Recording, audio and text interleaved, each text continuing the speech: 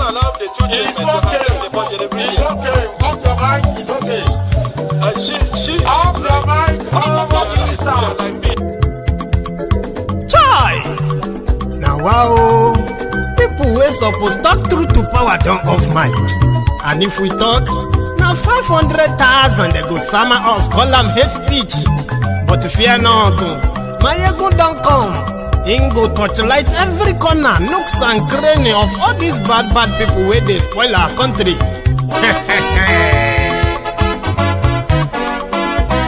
So my people make we loud, oh, yo yo. Mayegun don come, oh, yo yo. My people make we shout, oh, yo yo.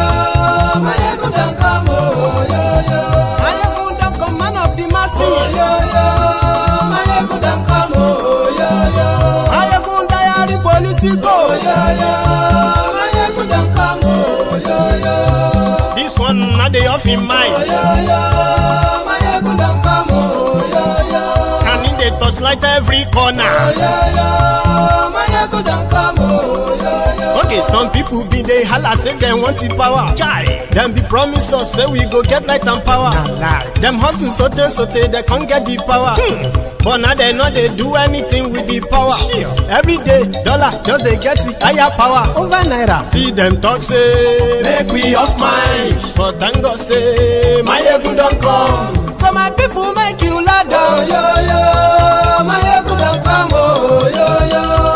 My people make we shout, oh, yo yo. Mayegun don come, oh, yo yo. Mayegun don come, man of the masses, oh, yo yo.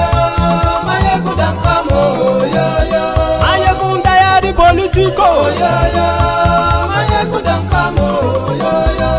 This one not dey off in mind, oh, yo yo. Mayegun don come, oh, yo yo. Person wey dey do evil no wan make person talk. Them say that Mayegun, that man too dey talk. He too dey talk. Say Mayegun diary, he dey hot like pepper. But every day, then they take money in bulk. Woman pikin dey the street dey hawk. Still them talk say make we no talk. But thank God say Mayegun don come. So my people make you loud, oh yo yo. Mayegun don come, oh yo yo. My people make you shout, oh yo yo. Mayegun don come, oh yo yo.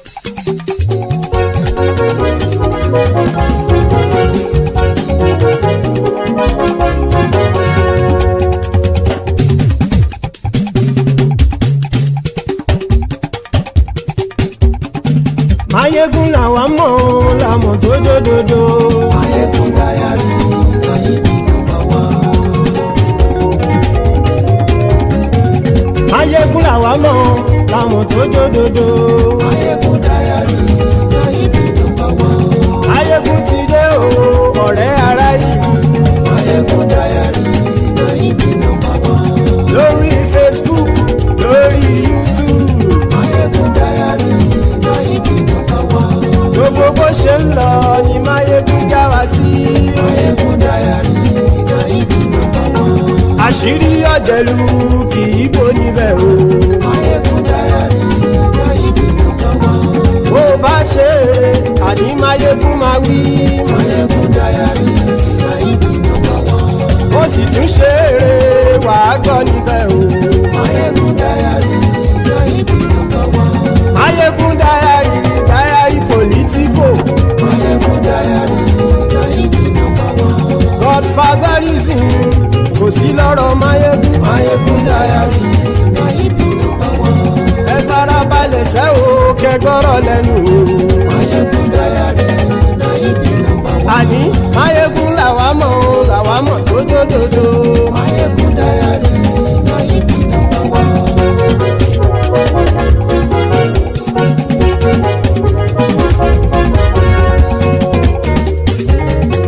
Àní ẹ̀sùn ràkì. Mayegun ti dé. Mayegun ti dé. Ọ̀jẹ̀lú ẹ̀sùn ràkì. Mayegun ti dé.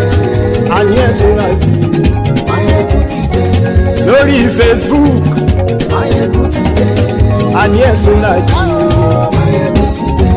Lórí YouTube. Mayegun ti dé. Àní ẹ̀sùn ràkì. Mayegun ti dé. Bọ́ bàbá gbé wúrẹ́. Mayegun máa wí. Àní ẹ̀sùn sọ́ra jù. Máyégún ti dé. Ijó ìgbádìyẹ. Máyégún máa wí. Àníyẹ sọ́ra jù.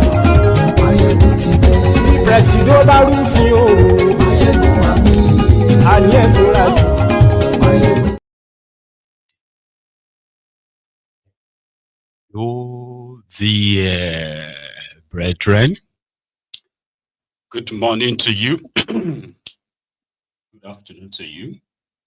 And good evening to you from wherever you are joining us. It is Mayegun live.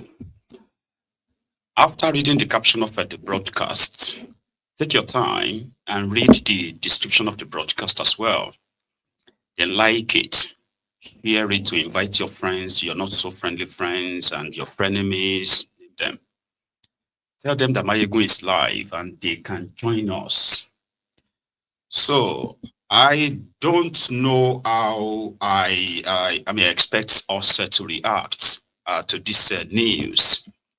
As much as we've already anticipated that their effort in using the delay tactics in order to continue to illegally keep Nnamdi Kanu in their detention, why they continue to run every other kind of propaganda to justify why they are keeping him, except in their courts, where they have every right to actually prove it. So the no cases submission was dismissed on the argument that he had a case, he has a case to answer. Then the issue of his health, in which has become pretty much like a priority of the entire thing, by the way, right?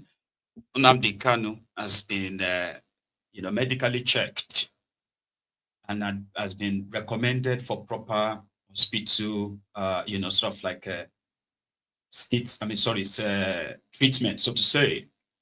So, and this argument is what the DSS is saying that no, it's fine with us. Somebody who has been medically checked to be having problem with his heart, as well as I don't know if I should be saying this public, but it's already public anyway, right? So where it's been said that he's had blood in his urine, something that the DSS won't let him go to the hospital for. So the retrial of Mazi Nnamdi Kanu, the guy I will now refer to as Injustice Omotosho, who initially showed a bit of empathy when he heard the story of how they, extracted the information or confession from Nnamdi Kanu in one of their statements. And he said every sort of statement they took from Nnamdi Kanu is no longer admissible because they were taken under duress. So it was given the sign of, okay, maybe this is going to be fair again. Right, so he now told the NMA, Nigerian Medical Association, to go ahead and do their own independent check on Nnamdi Kanu. So they were supposed to submit their report last week until the court day when they said, oh yeah, they forgot to file the report to the court, so you have to come back next week again. So going back there this week, it has now come to light that the NMA never even met with Nnamdi Kanu. They had meetings at the DSS, which was in September. And from the conversation they had with the DSS, right, they wrote their report on that, which means prior to when the court said they were going to, they should go and do a check on Nnamdi Kanu to ascertain if indeed he should be admitted into the hospital for proper medical check, right? So prior to that, these guys have already met with the DSS, so which means they are in on it anyway. Now, when the court now said, no, go back and, go and get your own independent report, check him and all that. So if you want to do a medical check for somebody, so that you take him to a proper medical center where you are going to have his urine, his blood, will be take things from him to actually do a proper check. They did not meet with Nnamdi Kanu. So when they arrived in court today, when they submitted their supposed reports of their check on Nnamdi Kanu, they said Nnamdi Kanu is fit for trial. That no matter what is wrong with him, right, DSS can always take care of him. That they have the facility to take care of him. The same DSSO, right? So we're going to start from the court, then to his lawyers, and then to other things that also developed. Even today, where we all marched to the October 20, 2025, the march to Aso Rock. So let's start with this. When Mazi arrived in court, as usual.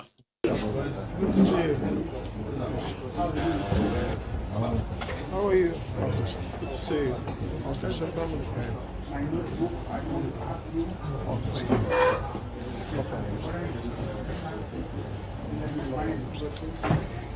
Thank you, sir. Thank you, sir.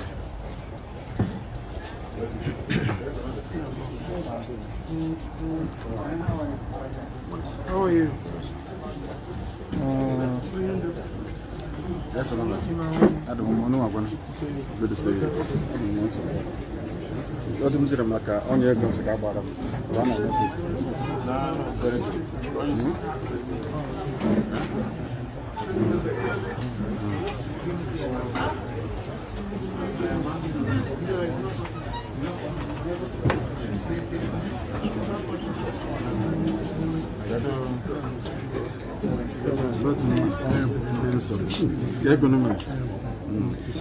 Yes, all the local temples, Iham Sunday, all the Mandarin Son and ambassadors, Basron, Mr. Kaba, all the local temples, no, no, la Padoya, everyone was supported.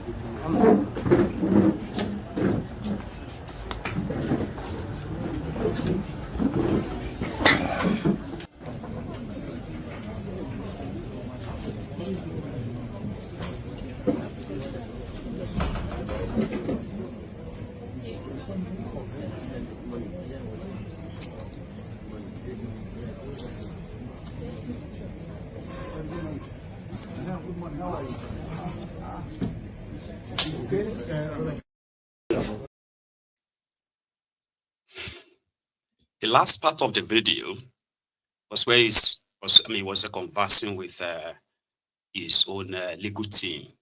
That was when they said, oh no, he needs to go and put up his defense. All right, and he's got 7 days between 23rd of October and 30th of October to put up a defense after the prosecution team have concluded their own case. But there's something about the last part of the video as well. You saw him there having a chat with them.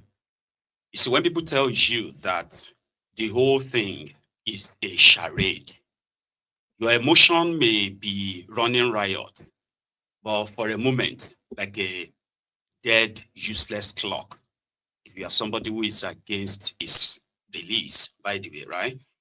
So nobody is saying that if anyone is accused of anything, no matter how frivolous it is, right, that they could not be taken to court. What we are saying is that the behind the scene effort of those who are keeping Nnamdi Kanu in prison to continue to undermine the judicial process, the tenets of fair trial. Did you know that Nnamdi Kanu can't have a chat with his own legal team in detention of DSS?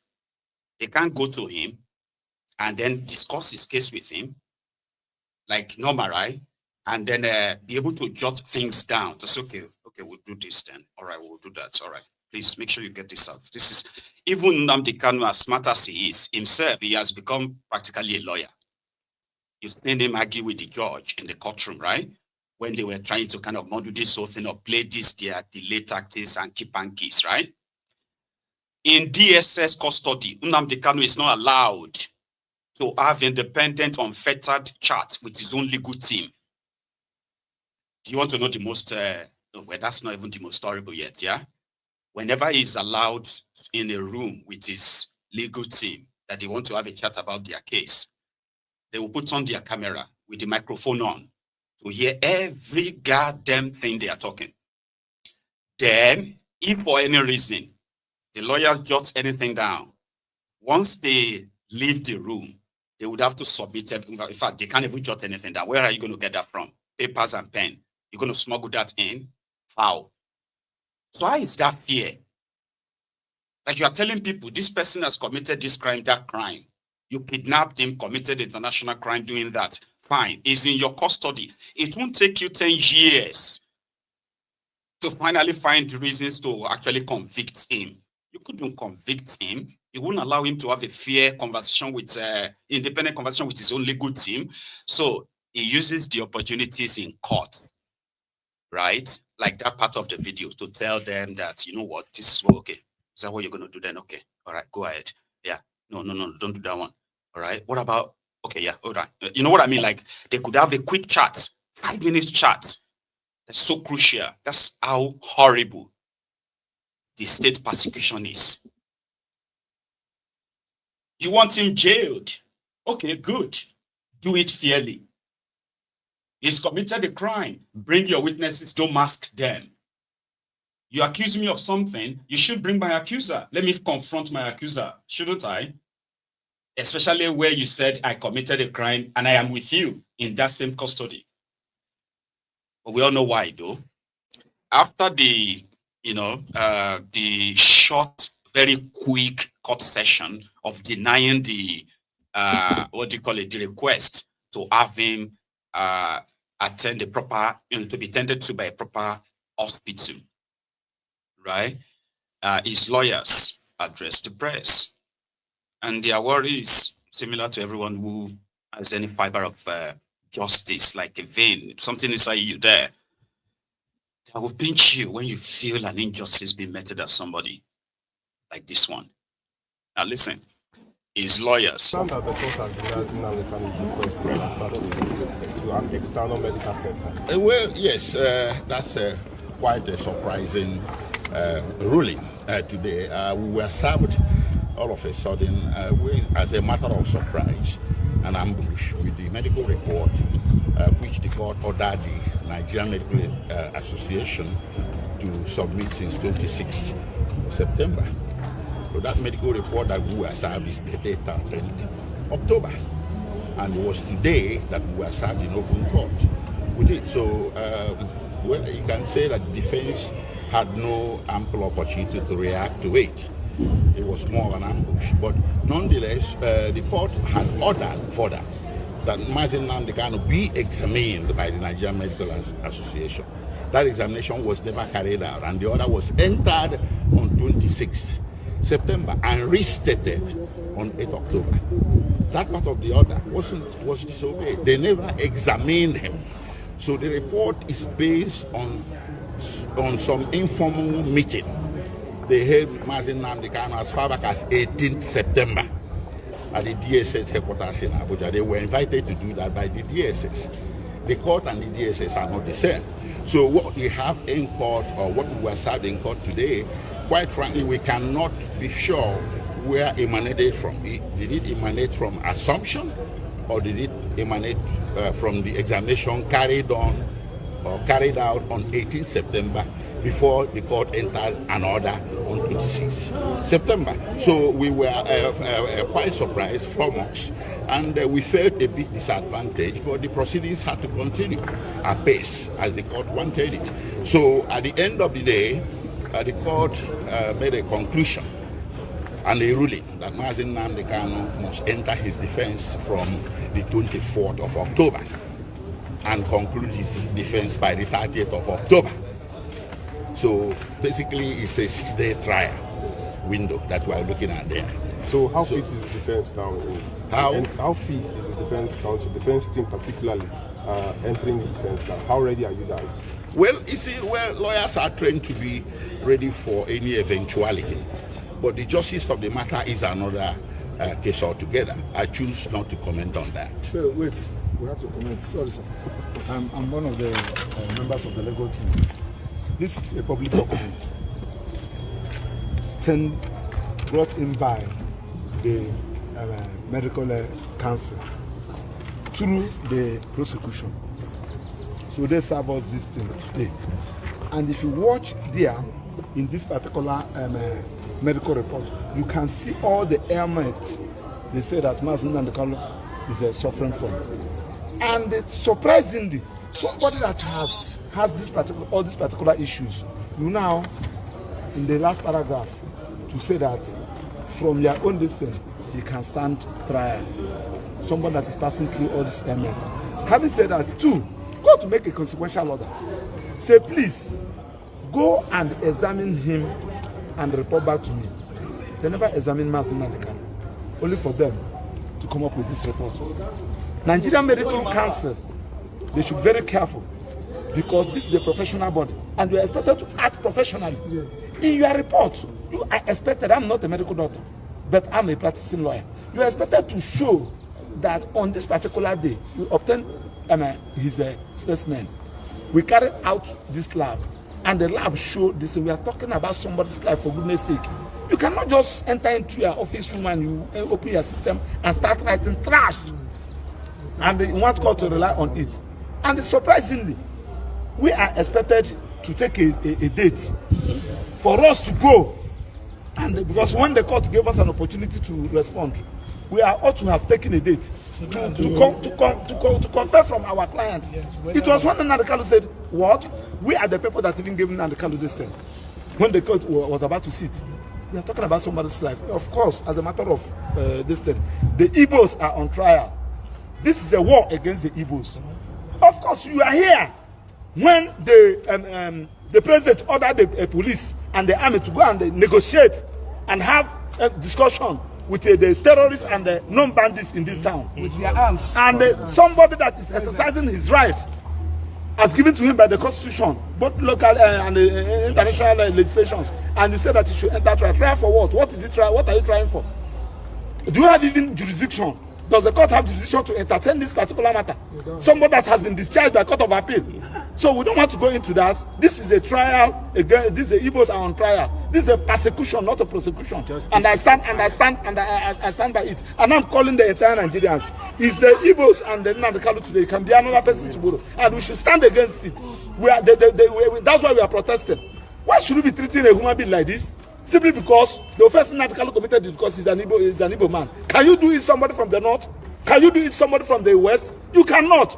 People have been agitating. So boy has been going around agitating for Republic of Oduduwa. Have you arrested him? The answer is no, because Nnamdi Kanu is an Igbo and he feels that nobody can speak with him for him, and we are saying no to that. We can never be intimidated. Nobody is more Nigerian than anybody. Nobody is a second-class citizen in this country, and we are going to fight it. I'm begging judiciary not allow yourself to be used. They know what they are doing. Are you telling me that it was on the 13th? Court gave you 2 weeks. After 2 weeks, you now produce this document on the 13th, and you kept it with you.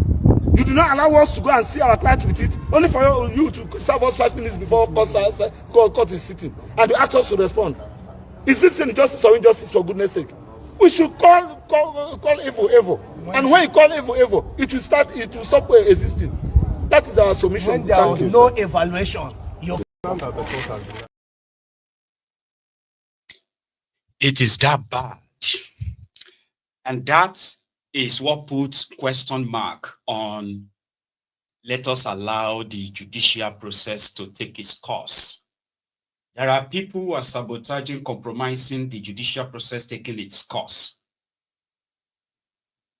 And you will be very much of a liar if you deny that. You know, NMA should be a professional body. But they are still associated with government, of course. They are supposed to be professional bodies. You do your own thing the way it should be done, but no, they will have to be teleguided because it is Nnamdi Kanu. I don't know why that name strike fears into the minds of a lot of people who are very powerful. You are powerful already. You feel powerful already. But if at the mention of Nnamdi Kanu's name, They would have to, they would have to like, do yoga, breathe in, out, before they react. Since it strikes fears into their heart, and I don't understand why. Because the only explanation you can give to all of this is that there are some people who are so afraid, so scared, and they don't mind, they don't care that they are actually making mockery of the judiciary in the face of the world. They don't care. That's not power. That is cowardice. Yeah. Cowardice, fear wrapped in cowardice. You have the judiciary. You have all of these people. You could even manufacture your fake evidence. Bring them to your court and allow the court to do its job. The job of the court is to examine all evidences, witnesses, and everybody, and then reach a conclusion independently. But no, that's not what is happening. So how then do you think people can sit back and say, okay, let us allow the judicial process to take its course. There's no point in protesting. There's no point in this. Let's allow the court to. Are you kidding me? Like, are you pretending? Which court is allowed to? Are they being allowed to do their work right now? 10 years. 10 years of locking Nnamdi Kanu in and out of their prison. Changing their different charges of why they are holding him. They are holding him for treason. They are holding him for terrorism. They are holding him for incitement. They actually continue to change their charges while they keep holding it. And the court is allowing it. Is that normal to you? But to some people it is not. And October 20 is sacrosanct. Like Omotosho, they are intensifying their effort in the mobilization. It's going to be like a showdown. And if you count the days right now, it means we only have just 4 days. A lot will happen before then. But so far, they are not waiting on any court anymore. Not a dependent court. They are not independent. And you know that. Yeah? Sure. Back on the street. As it is believed that to force the hand of the tyrant, you have to become what the Yoruba called alagidi unloga alagbara. Somebody way to say get power, and somebody way they stubborn. Here you get. At some point, even alagbara will say, you know what? Just you know what I mean? We're gonna get to that part. Here.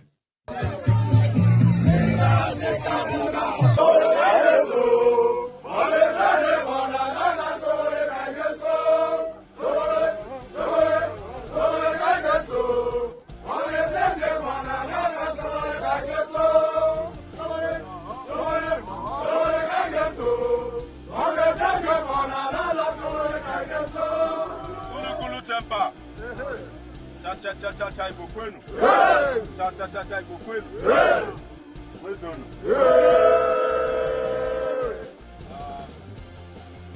have been on this now for the last 2 weeks, and that was the time that the God said all of us must become wise. And at the time for justice is now. When it started, for those of you who have been following, I started by contacting Southeastern leaders. I called them one by one. Some of them I have their phone numbers. Say it's time for us to bring Nnamdi Kanu. It is a time to bring Nnamdi Kanu home from unjust detention.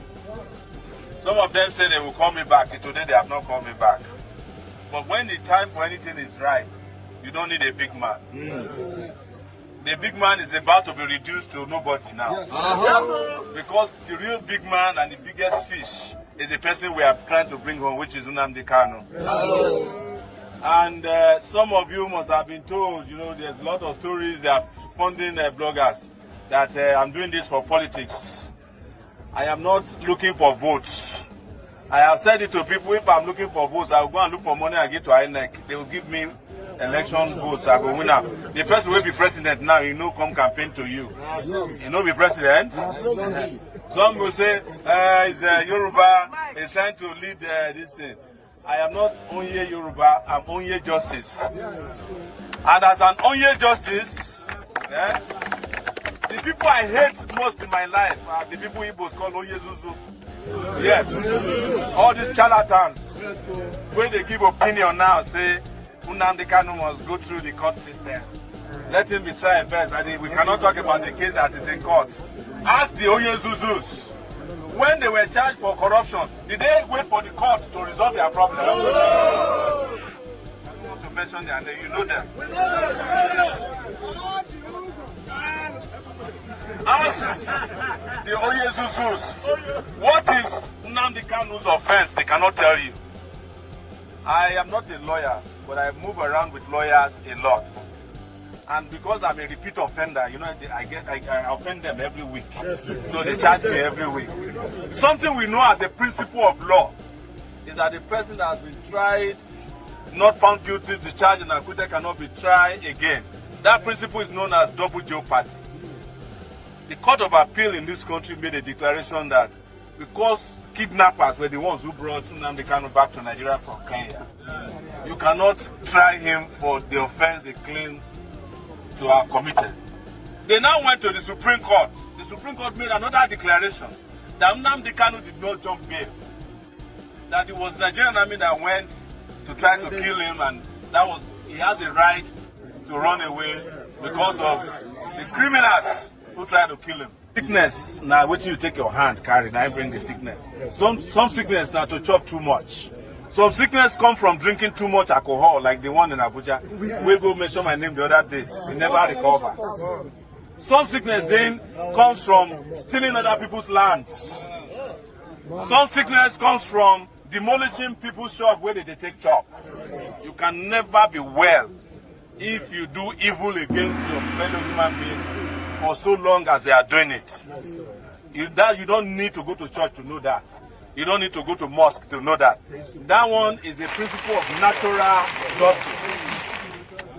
So we are here to invite you on Monday. And my question that I've been asking, because this is our 8th market since yesterday, I have been asking everybody that we met, that are you saying there are no up to 1 million people in this Abuja? Are you saying there are no up to 1 million people in this Abuja that can step out for a just cause? And if we are 1 million, you know all the security agencies in Nigeria that are not up to 1 million? Yes. The Nigeria police is 350,000. That is the number that they are paying salary. The real ones who still there alive now around 210,000. But you know, say police get the highest number of those workers for this country. The Nigerian Army is about 150,000. DSS is 10,000. Nigerian Navy is 15,000. If you add MC Oluomo and all their people, maybe it's 500,000. We are 1 million. If 1 million people they go, nobody feel wait. And that is why I came here to address you today. It has nothing to do with tribe. It has nothing to do with ethnicity. It has nothing to do with religion. I have said it and I will keep saying it. The only religion that I know is justice. The only ethnicity I belong to is the ethnicity of justice. The only thing that I tell people sometimes, where I don't know why there's something in my body where make me to say I be Igbo person, because anytime I hear Ogene music I lose my mind. Yes. So, but on a serious note, please let's meet on Monday and march on Aso Rock. We are converging at 7 a.m. in the morning. Unity Fountain. But if they play any game there, we'll go pass through another place. So be prepared for that day. Carry water, carry some granite, put for pockets. Carry your friend with you. If you no get friends, carry your enemy. Drag them, say for the first time, let's go and do justice to this country. Bring everybody with you and let's make this happen. It's going to be a peaceful protest. And we have informed them that it's going to be peaceful. And we have heard that they are planning counter protest as well. But I tell you, it's psychological engineering. Because if the real people are moving, all those ones, all the Oyezuzus, we won't do that. When they say, now them go even come join us. And that day, and then we come sweep the floor after we finish the matter. But the most important thing is that we are bringing Nnamdi Kanu home on Monday.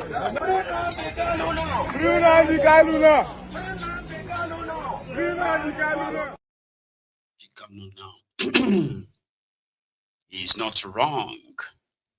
The court, an appeal court, freed Nnamdi Kanu in 2022 that he has no case to answer. It took Nigeria 8 days. They didn't appeal it.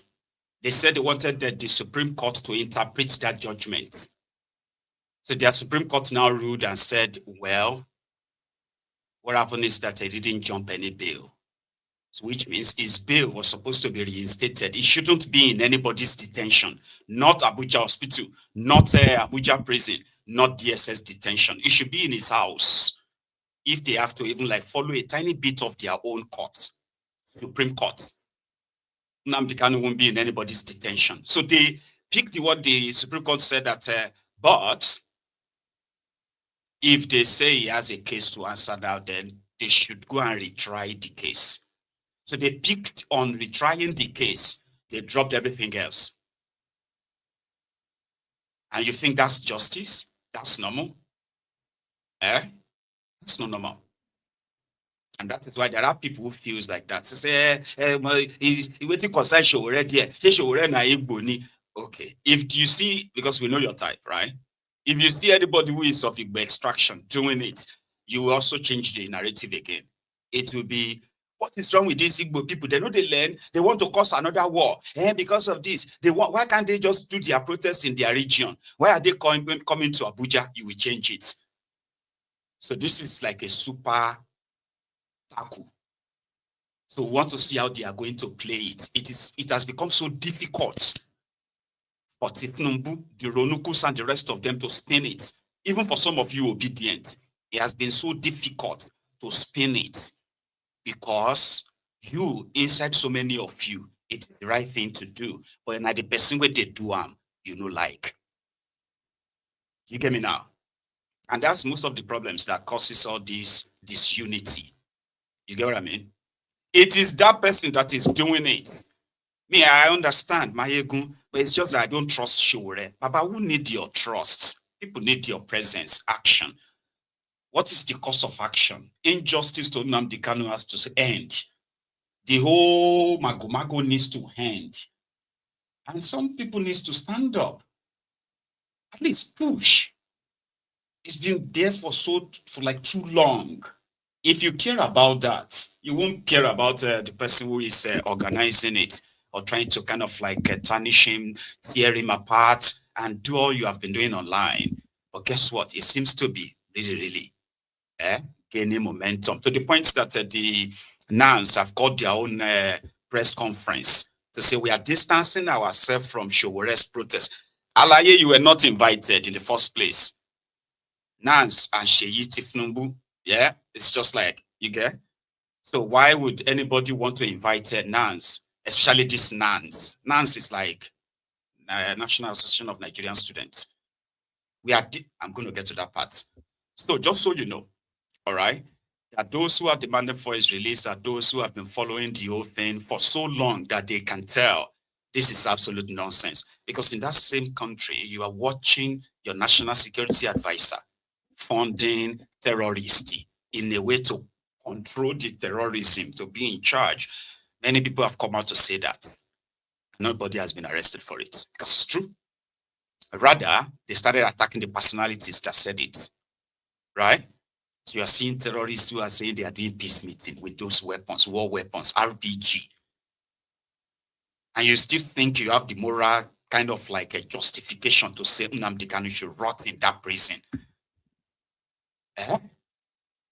Nah, could make sense. Holy, holy, holy, holy, holy, Nnamdi Kanu is another Savior. Holy, holy, holy, holy, holy, Nnamdi Kanu is another Savior. Holy, holy, holy, holy, holy.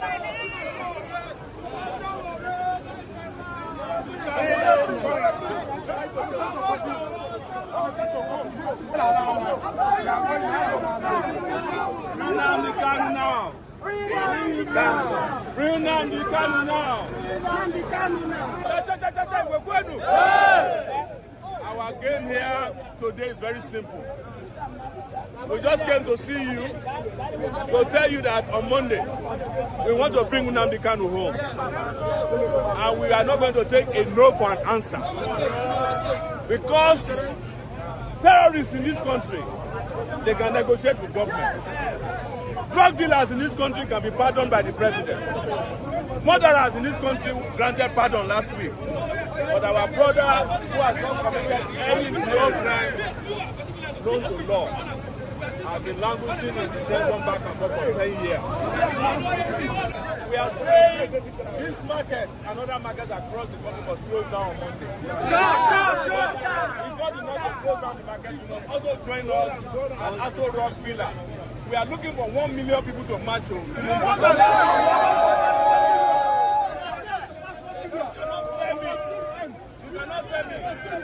cannot tell me that there are no 1 million good people in this Abuja. But the good news is that people are coming from everywhere. Kaduna, Port Harcourt, Lagos, even Osun State, people just contacted us that they are coming. This is not Igbo, Hausa, or Yoruba matter. This is a matter for justice. This country cannot continue to treat some people as second-class citizens. While some can get away with crime, some cannot even commit a crime. Even when they don't commit a crime, they end up detained forever. And you know me, I know them very well. You know, every week they charge me for something. So I know when I see rubbish charges, I know it. This one is #1 rubbish charge in Nigeria. It shall be one with you. We are inviting you. Monday, please. Join us. Free Nnamdi Kanu now. Free Nnamdi Kanu now. Free Nnamdi Kanu now. Free Nnamdi Kanu now. Free Nnamdi Kanu now.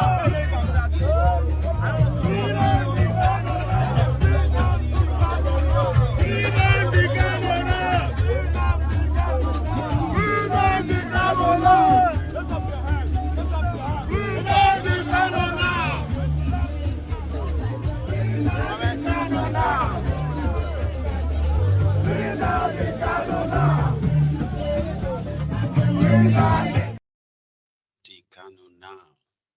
I don't know how that will make anybody feel bad.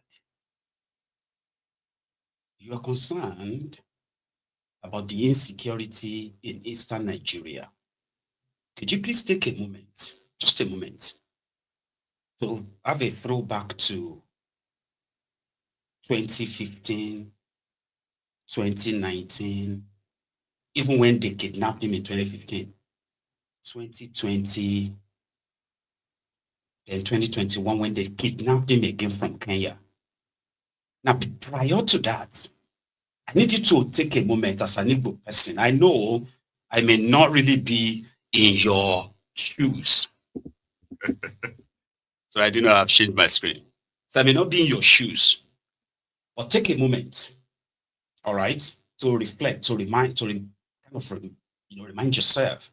There was never any form of hooligancy.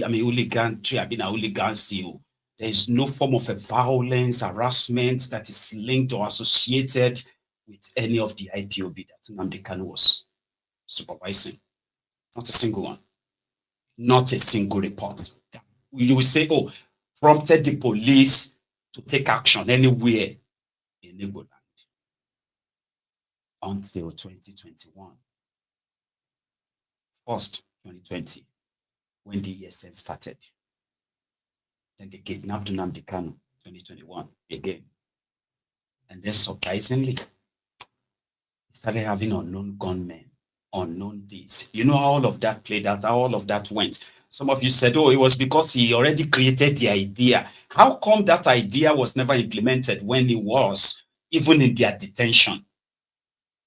There was no disruption, there was no nothing, to the best of my own knowledge. Then they kidnapped him. This time they have now dropped the treasonable felony charges. They dropped that. They now changed it. This is time to change it to terrorism. How could somebody in your detention, if this insecurity breaks out in any part of the country, it is the work of the government to actually what? How could the insecurity break out from a place you have militarized? Before you militarize the eastern part of Nigeria, the common crime you get to see as usual is this armed robbery, the normal crimes. Well, they are not normal crimes, Shabo. They've become normal now compared to what you have now. We've witnessed, the carnage we've witnessed in the last couple of years. So even if you hate him that much because they said you should, or you just needed somebody to blame, while you watch your criminal politicians hobnobbing with these terrorists, they even have a Sari Dokudump on their payroll too, who bragged, recently he bragged of how he's been helping the governors to hunt down IPOB, ESN. You guess what? They are picking up on innocent people. That even Amnesty International, they have their own report on the atrocities of Nigeria against the people of Eastern Nigeria. They have their own, their own evidence documented. The number of people killed, those who disappeared, the moment they kidnapped Nnamdi Kanu, and then they unleashed their terror on the eastern part of Nigeria, just to build a case to say, oh yeah, we are charging him for terrorism. He's responsible. This guy is responsible. Somebody who has no means of making a phone call. He's got no means of receiving or writing any letter. He's got so much restricted visiting. And they have kept him so much incommunicado.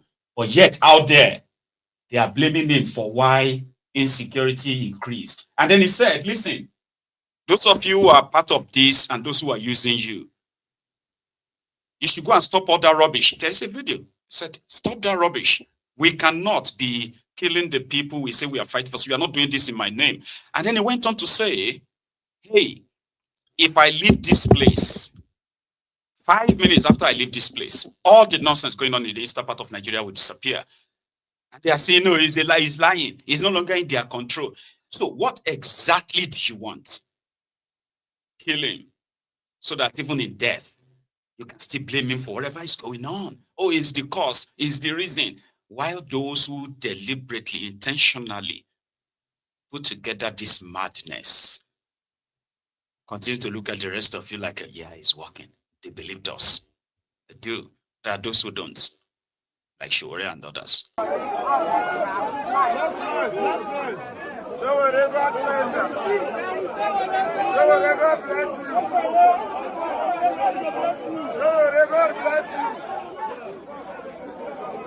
What people cannot do. God bless you. And they just say, oh, go and face the trial. When they finish, they want to force him into a conviction so that I will be begging for pardon. You cannot, I'm not here to ask for pardon. You cannot jail a person who didn't commit a crime. Yes, sir. And then be asking us to ask for pardon. The people that needs to be arrested, tried, is Boko Haram, bandits, but most importantly, the international kidnappers that went to Kenya to kidnap Nnamdi Kanu. We must know them, we must be tried and jailed. Because they committed an international crime. That is our very simple message to you. Monday, 7 a.m., please. We have met the chairman, and we have asked the chairman to also contact other chairmen that markets should close on Monday.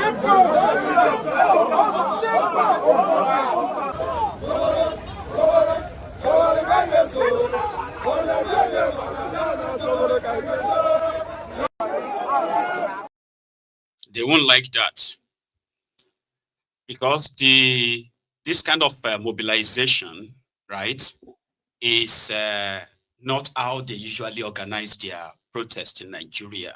And that is why it's mostly never really successful.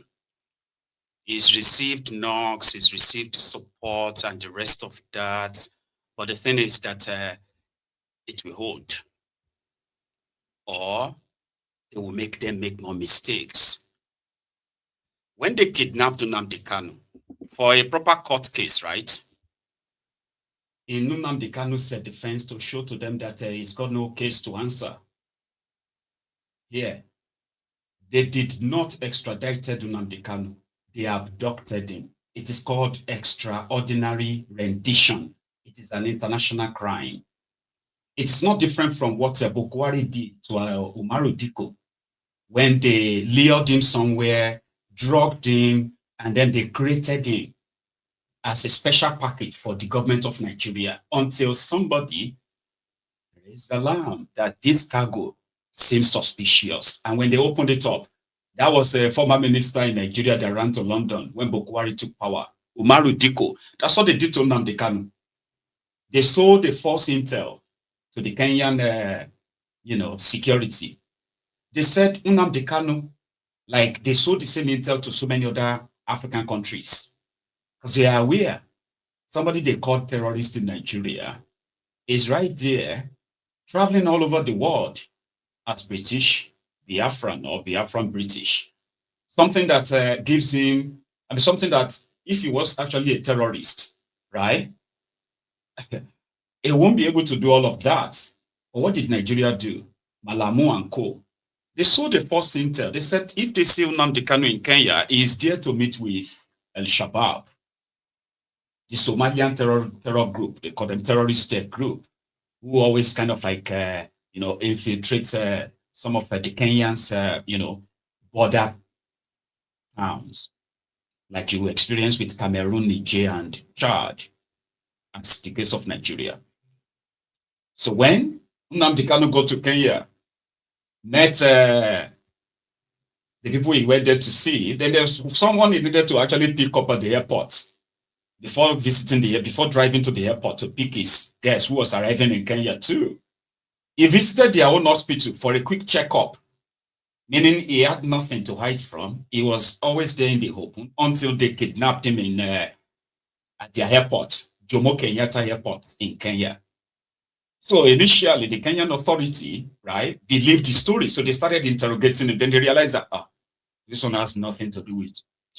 It's just a pure waste of time. Now, then let me go. They kept him there. He said they chained him to the ground like this for a week in Kenya, trying to force information out of him. Well, they realized that it was a pure waste of time. It's got nothing to do with any terror group. Then let him go. They said, no, there is more to that. Those who requested for his arrest, Nigeria, they are here to take him home. Take him home. What do you mean? That was the last thing Mazi Nnamdi Kanu probably remember until the plane landed in Abuja, where they covered his head with a hood, chained his hands, and they took him before a judge, Bintan Yako, who then gave them the custodian rights to keep him in perpetuity. You can keep him for as long as you want. A year later, an appeal court said what they did was wrong. No, this is absolute trash. The right thing for you to do right now to save face as a country, as a government, put him on a plane, ask him where he wanted to go to, and just let him go. Then go and do it the right way. Nigeria never requested, all the time Nnamdi Kanu was broadcasting, talking, Nigeria never made a single request for his extradition or reported that he's doing anything illegal to the UK government. Not once. So they were trying to, to see if they could catch him anywhere like a trophy so that they could keep him. That was why when they kidnapped him and got him to Abuja illegally, the Attorney General of the country, Minister of Justice, Malamu, then had to broadcast in Hausa. That was how excited he was, how excited they were. He had to broadcast in Hausa. What concern Hausa people with Nnamdi Kanu from Igbo land? Because he is a trophy. There was never going to be any fair trial. There was never going to be any good justice or anything. It was going to be a charade, a show. And that defeats every purpose. Because in the process, they are releasing terrorists, the real killers, the real murderers. They are walking free, doing their things and all of that. Nobody could touch them. We are talking about them every now and then. As we are seeing them do their fake peace meeting, we are also reporting people that are being killed on the other side. It is like every day, every day. It's a mockery. It is. But Nan said that they won't be part of it. I was like, who invited these people? Did you invite them? Protest by Shugure and his associates. Call on all parents and guardians caution their children against being used by selfish politicians. Distinguished members of the press, respected stakeholders in the education sector, fellow Nigerian students, ladies and gentlemen, the leadership of National Association of Nigerian Students has called this press conference to address and clarify misleading, malicious narrative currently circulating on social media platforms. The narrative falsely claimed that NANS is planning to organize or participate in so-called Free Nnamdi Kanu protest slated for October 20th. We wish to state categorically and unequivocally that NANS is not and will not be part of any protest organized or influenced by Omoyele Shobore or any other political motivated group or individual. The entire claim is false, mysterious, and designed to drag the name of our noble association into political controversies that do not align with our mandate as a student body. As the umbrella body representing all Nigerian students, both home and abroad, NANS believes strongly in the role of law, due process, and peaceful engagement. We understand the matter concerning Mazi Nnamdi Kanu is a legal issue currently before a competent court of law, and it would therefore be inappropriate, unlawful, and irresponsible for NANS to take a partisan position or mobilize any form of protest on the matter before the judiciary. Whatever Mr. Shobore and his group are planning or doing is not for their own political interest and has absolutely nothing to do with NANS. We advise him and his co-traveler to stop using the name of NANS to give credibility to their political driving agenda. Our focus as a responsible student organization remains on education, youth development, peace, and national unity, not partisan agitation. We therefore call on parents and guardians across the country to warn their children and warn not to be deceived or lured into joining any protest sponsored by greedy and self-serving politicians who do not mean well for the nation or the student community. This individual exploit the vulnerability and energy of young people for personal gain while abandoning them when crises erupt. We also urge the general public, the media, and the security agency to disregard any publication or message claiming that NANS is mobilizing for a protest related to Nnamdi Kanu or any other political motivated cause. Our focus is on constructive engagement, peaceful education, advocacy, and developmental initiatives that will contribute meaningfully to the progress of our education system and the future of Nigeria. In conclusion, NANS remains a united, law-abiding, and patriotic association committed to this peace, progress, and prosperity of Nigeria. We will continue to champion the interests of the students through dialogue. Nuisance Leleyi. Nuisance Leleyi. Go hard now. Now, just for context, the guy that is now parading himself as the NANS president, remember his story. The guy that won the NANS election was abducted by DSS on the order of Nnamdi. They beat the hell out of the guy until the guy had to use his social media to apologize to Nnamdi. So then came this guy who was his candidate and is now in charge of NANS as it is. So you should expect where their loyalty lies. It is not to the students or to those who are giving them their own crumbs that went due, you know.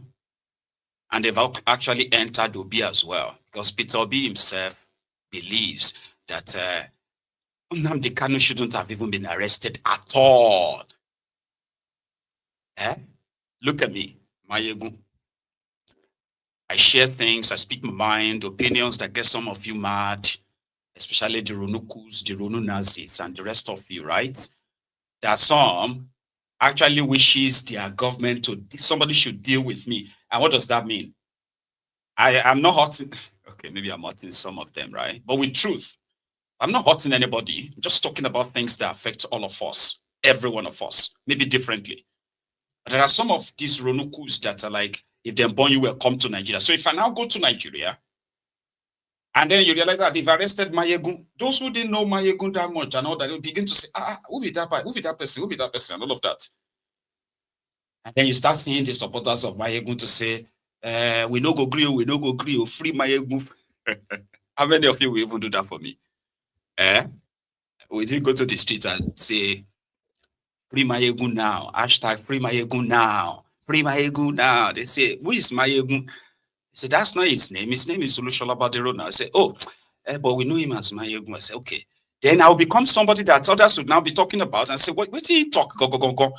Oh, he's somebody that he kept abusing elders. He's set abroad. He's trying to incite the people to go and fight the government and all of that stuff. So they will charge me for maybe terrorism or something. Me, terrorism. And they will make some of you believe it. Of course, it's Nigeria.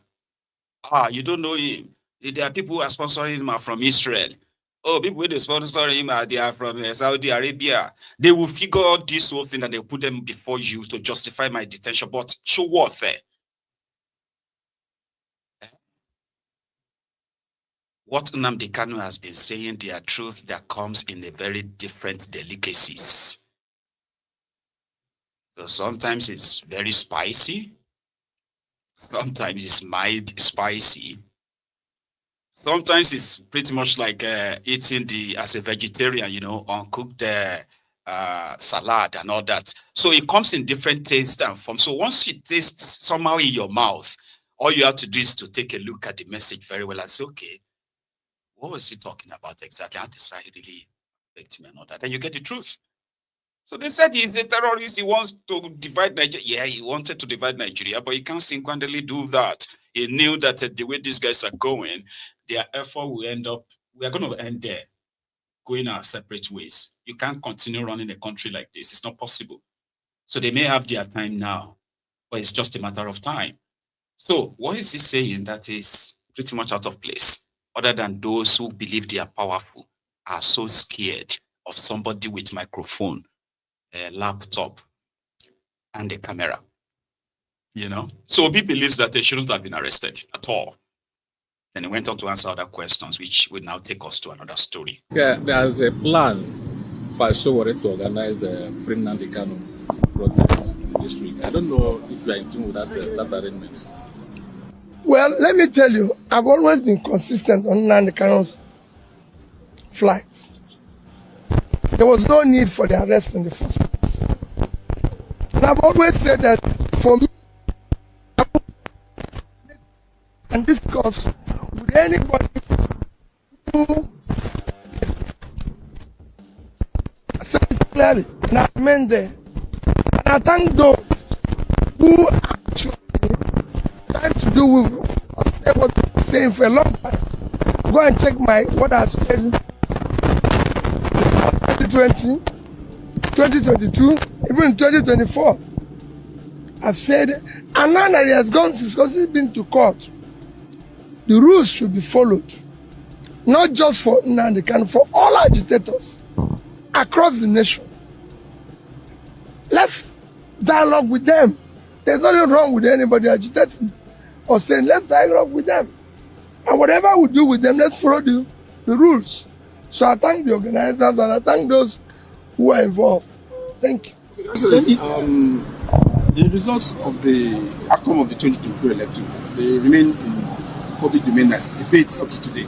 Obviously because of the role of INEC and other political factors. Today we have a new INEC Chairman in place and we are working towards a new general election.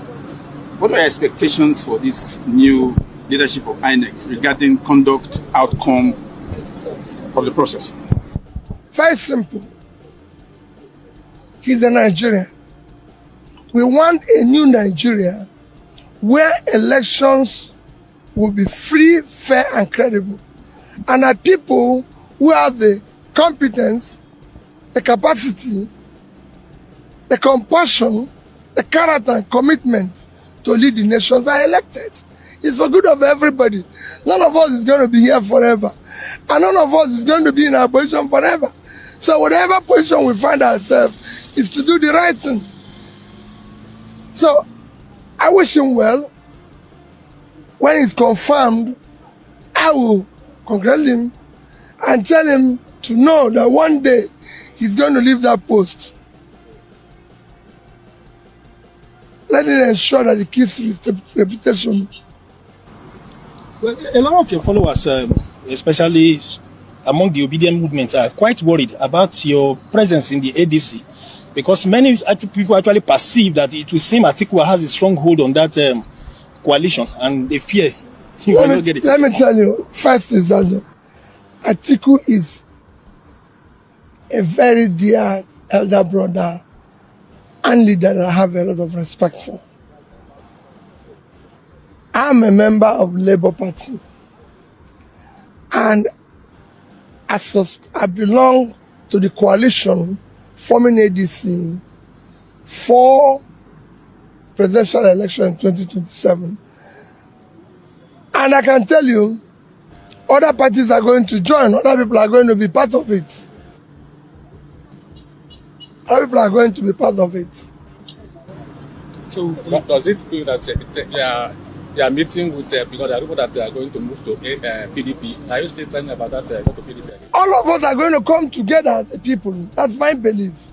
That for us to do the right thing for the country, all well-meaning people now have to come together to rescue the country. Are you assuring Nigerians that you'll be on the ballot for 2027? I'm contesting, and I'm sure I will be. And people who have looked at it, they have to look at who is competent, who have the capacity. Yeah, there's a plan. The first part of that interview is what I am mostly interested in, but the last part of it is also like, it is like the connection to our next story. But that's it. It's never kind of like hidden that. He said he will sit down and negotiate with these agitators, listen to them, and see how much of the reasons for their agitations that the government can actually address with the, the immediate, the medium terms, and then the longer terms. Something that is practically telling you that the self-determination advocacy, as long as it remains peaceful, right, is not a crime. And by law, it is not.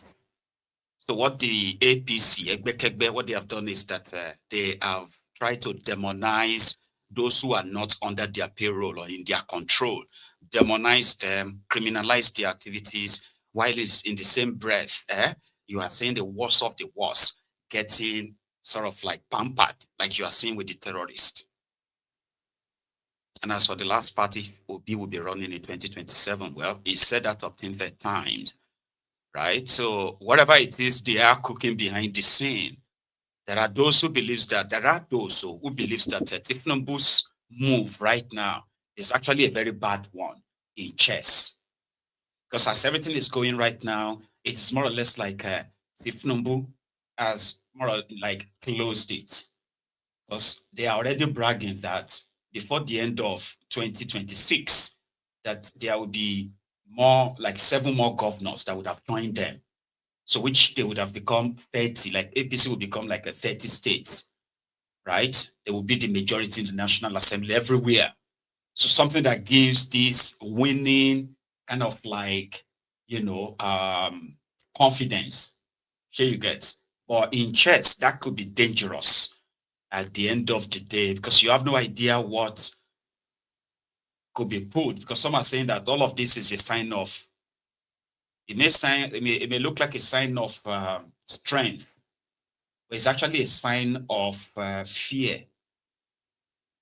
Do you get that now? Of weakness, where everybody around them is always like saying the good things, the nice things. Do you get that now?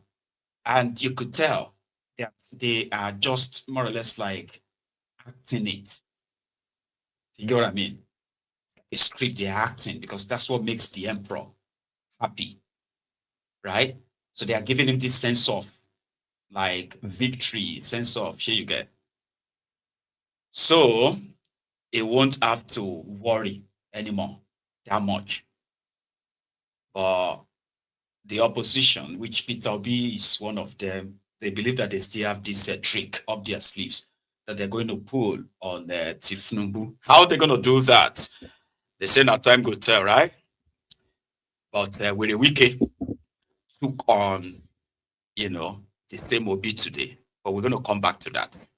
After we go to their National Assembly to meet their new INEC Chairman, Joshua Mokwiton. Yeah. So he got screened today, which is just a formality, right? So he got screened at the Senate today, where he was asked a few questions around that, introduce yourselves and all that stuff, right? Let's get onto it. Hey, hang on. Can we take a minute, just a minute, right, to like the broadcast? It's really important, right? So take a minute, okay? I'm going to put a clip on, right? But like the broadcast. We should do better than this. If we are nearly 1,000 on YouTube, there's no reason why we can't have like 500 of us who have already liked the broadcast, at least by now. Thank you. Now let's go on. The new INEC chair is been confirmed, by the way. So, Akpabiole, who supervised the entire screening process, like, presided, that's the word, presided over the screening process, said that was his first time of seeing the INEC chairman. That he's never seen INEC chairman before. I was like, what? What's he talking about? I don't know. Mongono will use the balance of 30 seconds. So, and then we go to this side where Senator Father Honsi will commence so that we go up. Mr. President, Buhari Abdul Fattah, or not? But just before you ask, you need to know that you don't need to raise your hand. I've recognized the fact that every senator would like to ask questions. Even if it's repetitive, it doesn't matter to me. What matters is that you try and bring out the experiences from your constituencies so that he will be in a position to comment them. Yeah. This is the only time you have to see him. I've never seen an INEC chairman in my life. This is the first time. So please. Thank you, Mr. President. Buhari Abdi joke.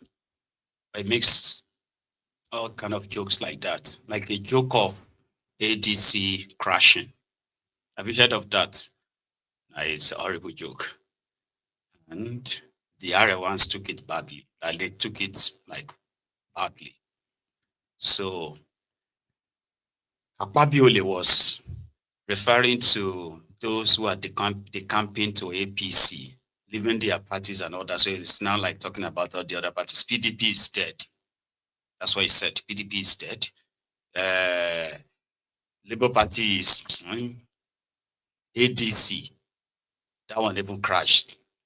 And you remember that ADC plane crash that killed the Sultan, I think it was the Sultan of Sokoto back then, that crashed and all that, right? So they took it bad. Like, why would you say ADC crashed like, Anyway, that's his first time of seeing the INEC chairman in his life. Unattended. So here is the INEC chairman is meeting for the first time in his life. Amukwiton, the next guy. You are about to vent your region. Get ready. Man, and in the reverse, a woman to a man. So I am not oblivious of the constitutional powers and authority of the Senate of Federal Republic of Nigeria. I want to thank the President of the Federal Republic, as well as the Council of State, for nominating me for this very, very important task of service to Federal Republic of Nigeria. Your Excellency, distinguished senators, my name is Joash Amopito.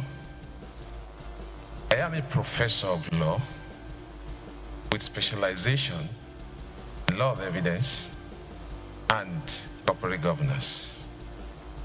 I therefore stand before you today honored to be considered for the position of the chairman of Independent National Electoral Commission.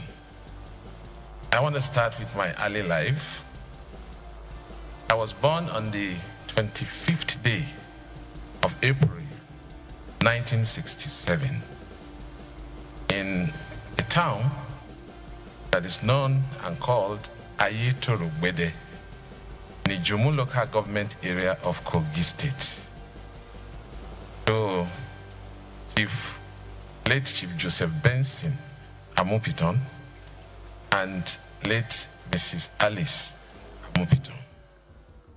My formative years were nurtured in the environment East Primary School in Ayetorogbede between 1971 and 1976. Just to say, Your Excellency, distinguished senators, that my parents were teachers. My mother grew up to be the headmistress, the famous headmistress in our place, and my father metamorphosized to become the president of Upper Area Courts.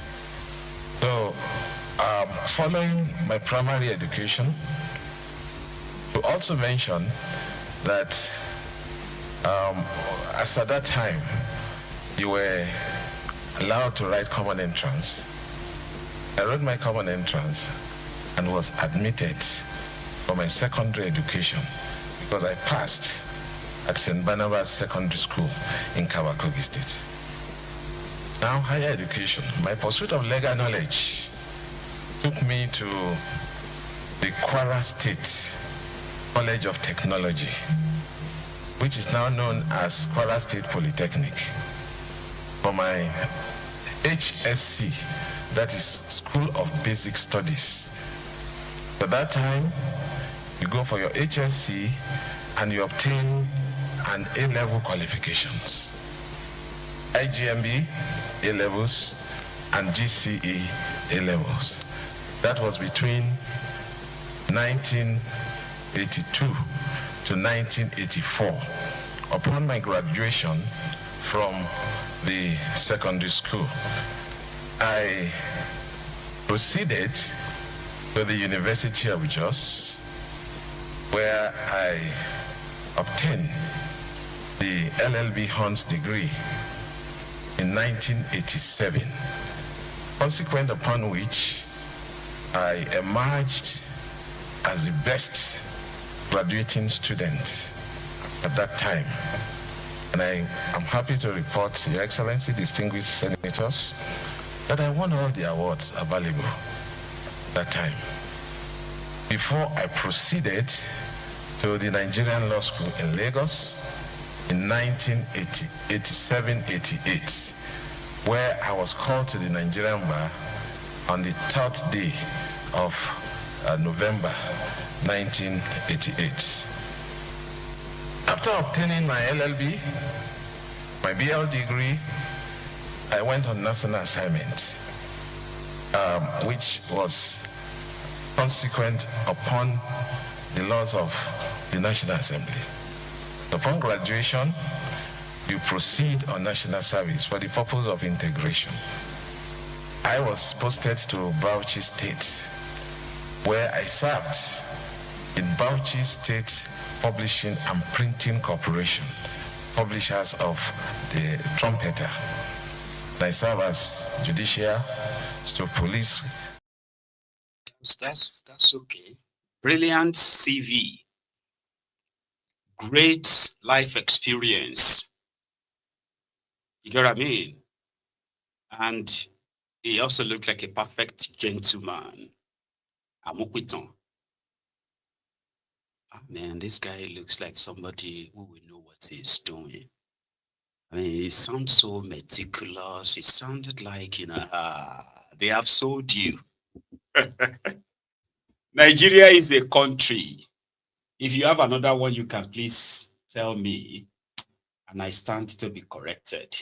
Nigeria is a country, it's the only country in the whole world where elections are conducted by university lecturers. Do you understand? University lecturers, professors, they are returning officers. They will be given the rules of the election, but half of them, and I'm being generous here, half of them understands the different rules, like something different. But yeah, this is the rules of elect, blah, blah, yeah. Then they will sit down and supervise the flawed elections that will then bring in certificate forgers, treasury looters, repeated criminals, career criminals, who will then come to power. After they will give them money, like they will pay them specially, like in millions. Then once those ones now takes power, they will start stealing their pension, their salary, their promotion.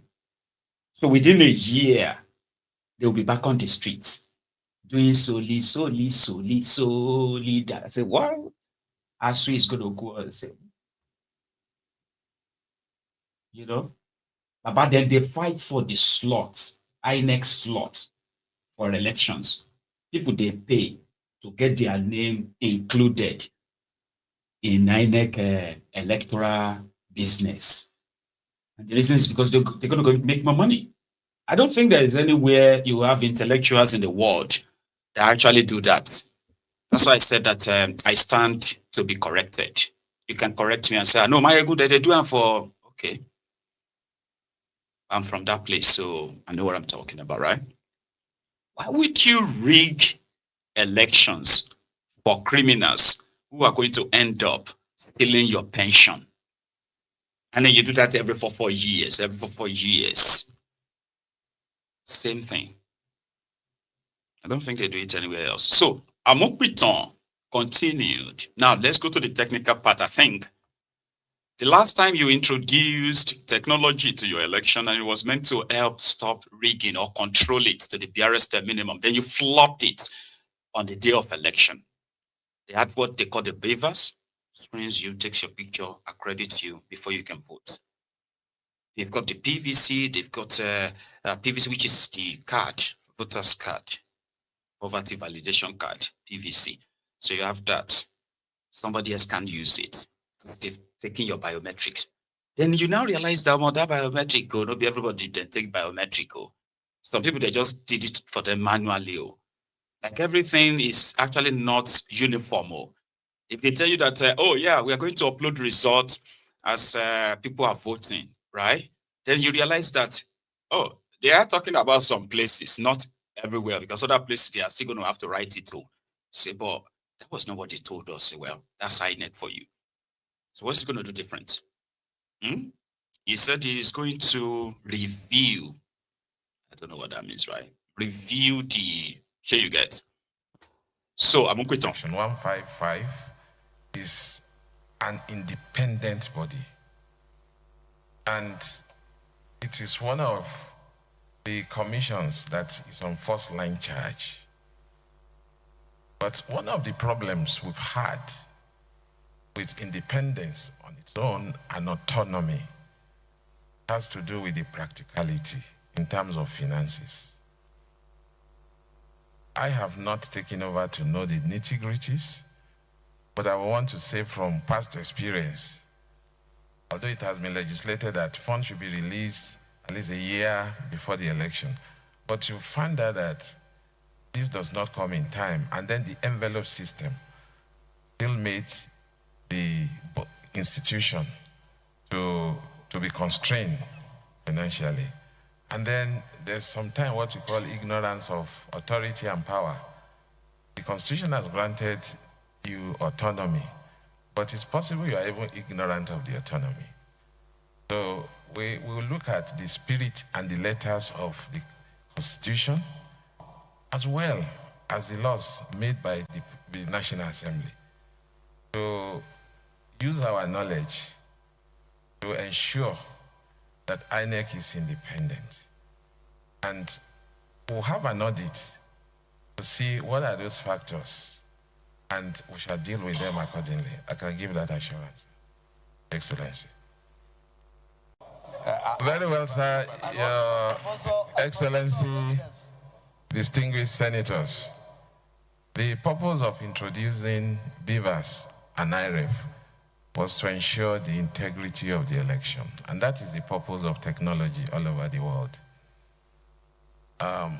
I believe what happened in 2023, which was subsumed as a glitch, before we went into the election, my own understanding and based on the review of the decisions of Supreme Court, we found that there was no clarity as to the purpose of BVAS, of IREF.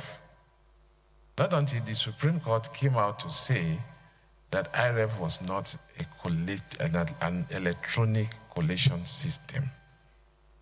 And that position was not properly brought out before the election. The INEC was supposed to be a safeguard for comparison, because the laws made by this distinguished Senate did not do away with manual collation. However, IREF was supposed to provide some guarantees and checks and balances. But owing to the issues of glitches, which in simple time, I understand as improper configuration, especially during the presidential election, that eroded the confidence of so many people. So, as His Excellency the Senate President said, I have to audit the system, if I'm given the opportunity, to see what is actually wrong and whether we have what it takes as it is now. Because it is not just the INEC responsibility alone. You have the other agencies like NCC, NIMC, and the service providers that will have to work together to ensure that we give Nigerians a technology that everybody will be happy about. And I want to believe that the question of the minority leadership is also similar to that. There would definitely be an audit of what the system we are meeting, and especially of the logistic of the election itself, and ensure that the proper strategy is put in place. We all know the problem. So we'll find a proper strategy to be able to confront those problems headlong. I give one example. Logistic problem. We rely on third-party logistics to transport sensitive election materials. Some of the vehicles, when you see them, they are old. And they don't even go far. And when they drop the materials, they don't even remain to bring back. So when they abandon the voting and the results, and collation is made or to transport, they now have to be hiring machines and so. So we need to take it serious and ensure, even if INEC has to go into some form of logistic on its own, to ensure that that aspect. I'm just giving one example that I know. Thank you, sir. They're going to write in own budget soon. And they're likely going to need it's not wrong. Like I said, they always sounded like, oh, that's sensible. Because he's also a Nigerian. He saw all that happened, right? That people said trust has been eroded. That people are not really like keen about their charade any longer. So how can you bring that back? Well, yeah, we're going to try to figure out how to, Then they will write the budget. 2027 budget, INEC budget, 480 billion, or, hang on, maybe INEC will actually really get to 1 trillion this time for your 2027. Something where we say they should just go do coronation for Tifnumbu. You get what I mean? Yeah, considering inflation, and if you consider that they spent nearly 250 billion in 2023, and if you have to consider what has happened, after 2023, when it comes to your currency value, so you may likely need 1.2 trillion to conduct your election next one, and all of that is there to kind of like get ready to waste it. In the same National Assembly, there is a bit of an exchange between Siriake Dixon, the senator from Bayelsa, whose governor just left their party yesterday. And there is this short convo between himself and Akpabiole, and it borders on why people are leaving PDP. It's obvious that the PDP's end, right, is being orchestrated from within. So which means if you remain there, by 2027, you'll be politically dead. Because if they have nobody to sign your INEC form, excuse me, do you get what I mean? Like, if you want to run for office, right? So there is an authorized person that has to sign your form. The secretary, the chairman. So PDP has been without any central structure for years now, since with the weakest, So right now, majority of them are jumping ship because according to them, they do not want to wait till the last minute, right? That's why they are jumping ship. So, and that's what Akpabiole told Dixon here. As he rightly said, integrity, patriotism, and above all, courage to do the right thing and capacity to be fair. Most of them are first-class scholars. You, at your age, have invested with this responsibility to make Nigeria proud. And look at our neighboring country, Ghana. The general elections they conduct. The last one specifically, presidential election, no litigation. Even before the final vote, the tally was counted, the sitting vice president, who was candidate of the ruling party, called President Mahama, now in office, and considered defeat.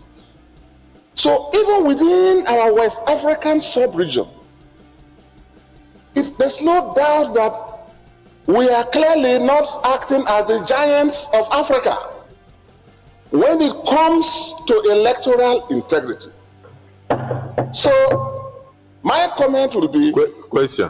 What will you do differently to write your name in gold to ensure that the results that will be announced will reflect the will of the people, so that everybody will congratulate one another and go and prepare for the next election. That way, Nigeria will renew its leadership and will reinforce our national identity and pride. Elections should not bring us down or make us look small or divide us. And you are aware of the enormous responsibility that history beckons on you. What would you do differently? But like I said earlier, use this opportunity to address the issues that have been speculated, rightly or wrongly, so that you can from now build a foundation of integrity and confidence on the people. Were you a part of the president's legal team or no? Thank you. Well, I would have said, if you had spoken without asking question and a mischievous question, it would have looked as if you are no longer in opposition. But when you mentioned Ghana and other West African countries, they actually borrowed from Nigeria. You are from Bayelsa State, representing a section of Bayelsa. Recall that when the last election was done, even before the final announcement, the then president, Jonathan, who was from Bayelsa, congratulated President Buhari, even before the final election was done. Clearly, And I'm also aware that in 2007, the elections were not very good. That even the person who won came out and said, I must reform the electoral system. And that was late President Yar'Adua. May his soul rest in peace. He said so himself. And by the time he finished, in 2011, when I contested for second term as a governor, I can tell it was much better. The litigations were less than 30% of what we had in 2007.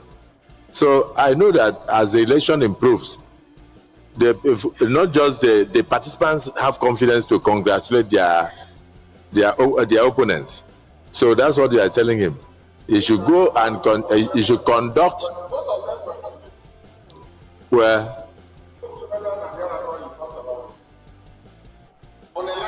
what? Where what? At that time, PDP was not torn into shreds. No, Senator Ningi, at that time, the PDP was not torn into shreds.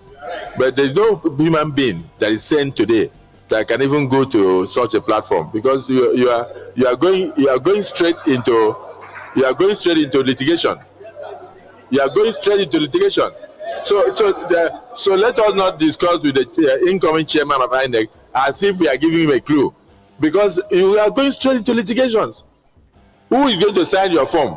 Senator Saab? Yeah. So that was kind of like the jive there. The other guy in that same Senate who was supposed to be talking about the screening, I think, is the ex-convict, Ojiuzo Kalu. But instead, his own complaint is about the Nigerian pilots. According to him, this is a case of national security. Nigerian pilots, they smoke Igbo. That's what he said. They are smoking Indian hemp. So, like, we are screening the INEC chairman, like, waiting you smoke. Uzo Kalu. It's very serious, so. Yeah, like something like that. Objection. This house need to know that Nigerian pilot, they smoke Igbo. I was like, what? Like, Igbo Baguwala. Next chairman to be cleared or not to be cleared, they will only, okay. But because it's very serious, it's part of the, International Assembly this morning. Motion, I would like to make a few comments. It's not only what our colleagues have written in the paper. The authorities that look after, I said it's seconded the motion. I've seconded it, and I'm making a few comments. I feel that the authorities guiding this pilot, some of them are very lousy.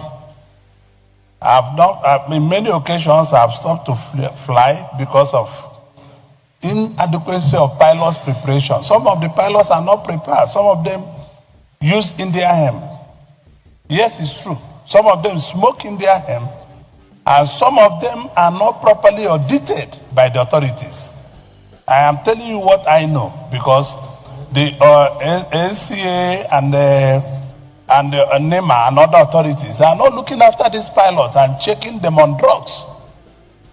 On the spot assessment, they are not doing it because it is dangerous. And you see them walking into the airplane, nobody checked their blood pressure, nobody checked anything, nothing, and their drug level. Not that aircraft, most of them 737-500 have an automatic landing gear system. It doesn't need the pilot to land the plane. What needs to land the plane is the computer, autopilot. But because some of them are high, they are not going to do this thing. Because any aircraft that is of new generation don't need the pilot to fly. Landing and takeoff is purely automatic. So most of these pilots are so careless. I have witnessed, I have seen by myself, I've come to fly. I told my pilots, I said, no. I don't think we are normal today. You have to go back home. So all these agencies must come back home to look after these pilots and what do you call them, and the cabin staff, because some of them take this Indian like cigarette. They won't tell you. If you go close to them, you will smell it. So NCA must come back to their duty, because again, the Minister of Aviation must be forced to do a quarterly maintenance. Your time is off. It is smoke Igbo. It is take Indian. It is smoke Igbo. It is take Indian. They take Indian. Our Igbo Oshogbo weed have been a very ground weed. Yeah. Now what concern everybody chat, they push. So it's a joke, all right? So it's a different conversation. It's not the screening of the INEC chair. I just kind of like to infuse that into it. Because it happened in the National Assembly, in the Senate. You get me now, so it wasn't during the screening. So scratch that. But yeah, it's concerned. The Nigerian pilots, they smoke Igbo. They smoke their amp. Now going forward, right? Where the weekend was in Abuja earlier today, where he was inaugurating a new road that they want to repair. You know, he's been doing that. He said he's going to do that for 30 days or something. So he's going to be doing that every day. They would throw parties when they want to come and repair your road, or they want to come and do anything. Here you get now to tell you that they want to do something. Right, so it was somewhere, and he said a citizen called them and reported that the road is bad. So now they are there to fix it. Compared to online president, referring to Peter Obi, he said Peter Obi is a social media president that will continue to contest on social media. That Obi came to Abuja, and visited a school. And then he came out and decided saying that we should build toilets. All the schools are dilapidated. All the schools are shaking the waiting Obi will not build toilet for Anambra. That's what he said. He said Obi that did not even do anything for 8 years as governor in Anambra is now there coming to come and tell them to come and put the toilet. The schools are dilapidated. Are your schools dilapidated? Are your charity? All of them said no, something like that. So with a wiki sending his usual jive the way of Obi. Yes, he responded. He does not have an office there. He does not live there. But because he has to use this road, and he has to call my attention. Is he attending on the local senior advocate of Nigeria?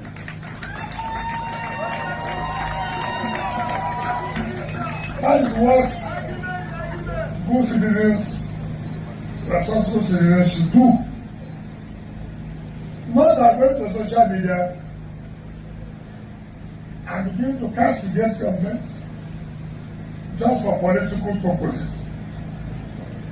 Then I want to say, on behalf of Frank After Administration, we want to thank you. On behalf of Mr. President, we want to thank you for calling our attention.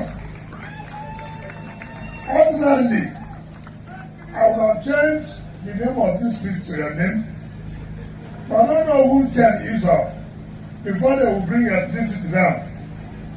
But let me assure you, FCT will also honor you for being a good citizen. I'm very happy for that. Thank you very much. It is not some people because of politics. For example, I hear one of the social media presidential candidates went to one of the local authority area schools. I was saying that government will abandon public schools.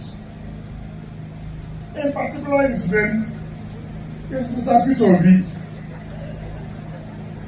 It's not everything you must play politics. But let me say this. Peter Obi, you were governor for 8 years in Anambra State. If you have finished all the jobs in 8 years, Nobody will be talking about developing Anambra right now.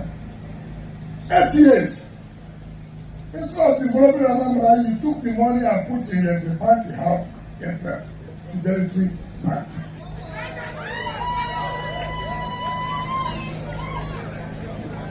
And why do you have problem with your successor? Anambra State had problems. The money was not to develop Anambra State. You only prefer profit and put the money for the development of Anambra State in the bank you have the largest share. So a profit will be coming and Anambra will be suffering. Mr. P.W.B., we just came into office 2 years ago. We are not in this state 4 years, but you stayed 8 good years.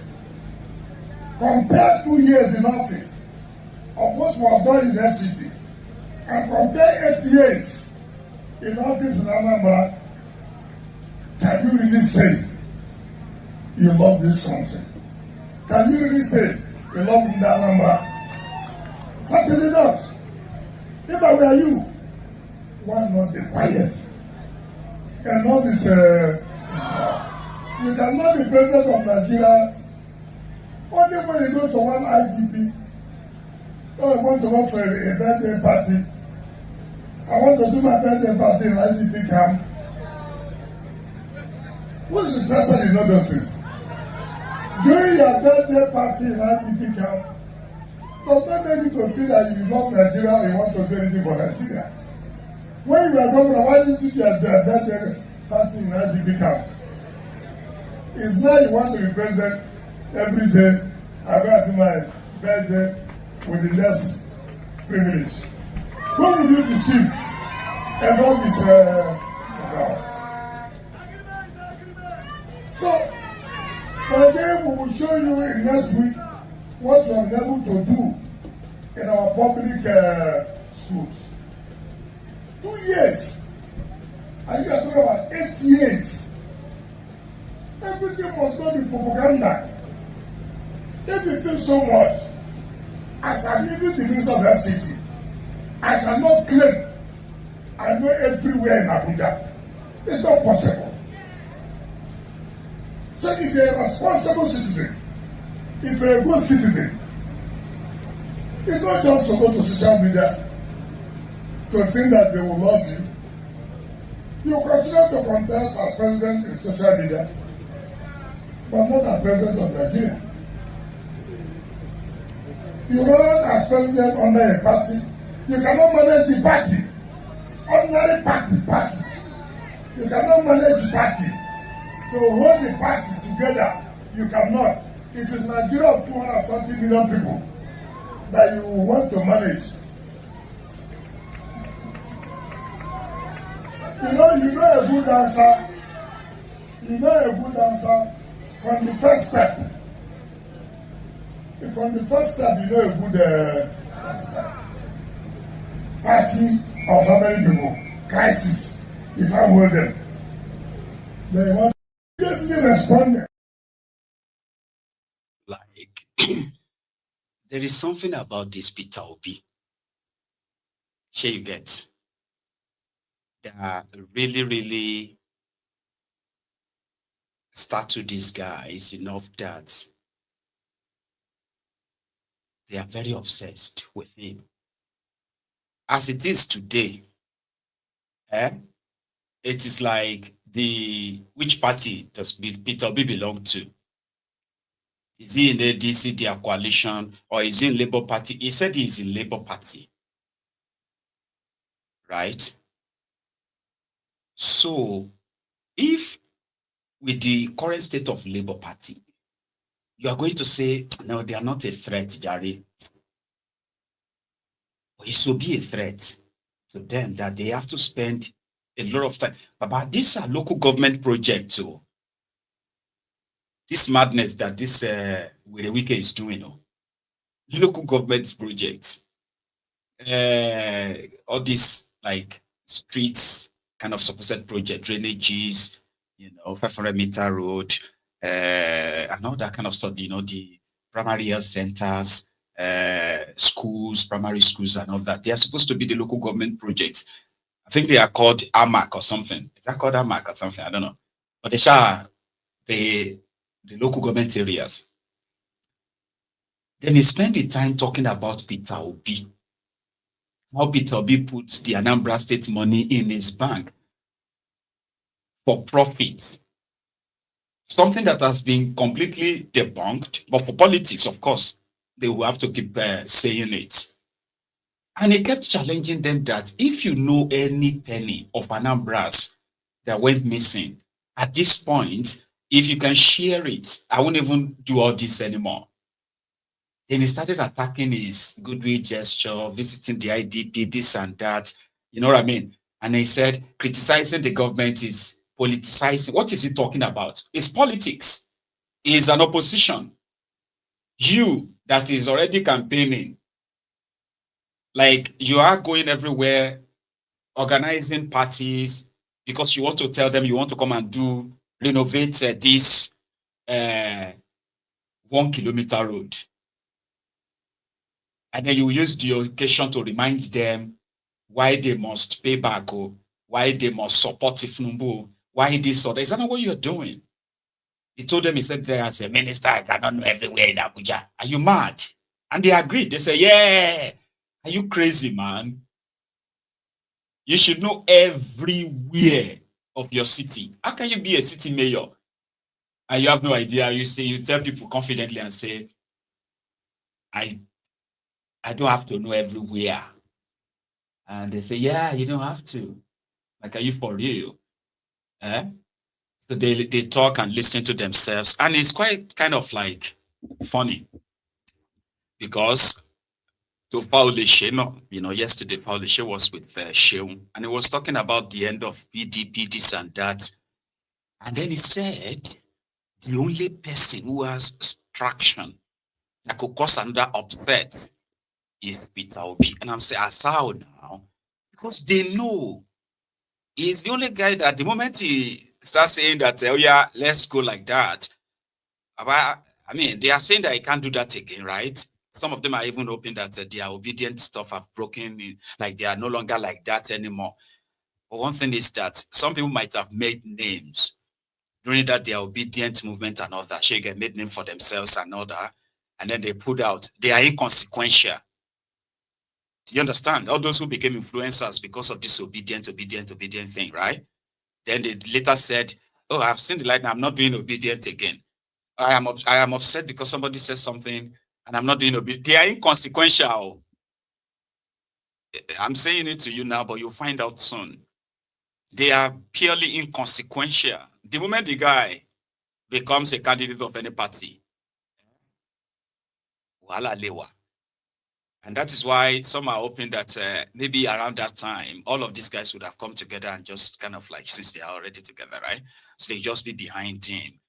But anything apart from that, it can still cause upset. Paul Leshe said, even at that though, Tinubu will still have his way, right?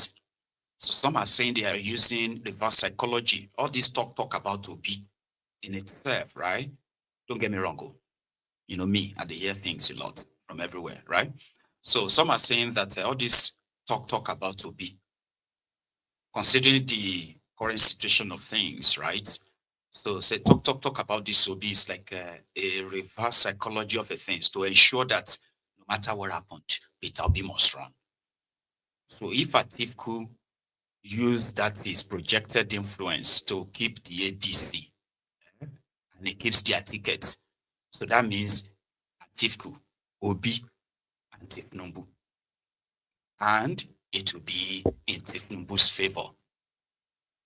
So why are they talking about Obi? Why is he so dreaded? Some said it's out of respect of Paulishe. Yeah. I spoke to you. They have their purpose. They know what they want to do. Is it because of your APC interest? That's why you're saying they are going nowhere. That's what you said. I spoke to you 2 years ago about all these happenings in PDP. That day, the same way you are criticizing me. Today, I welcome your criticism. Have you seen me taking appointment of the APC?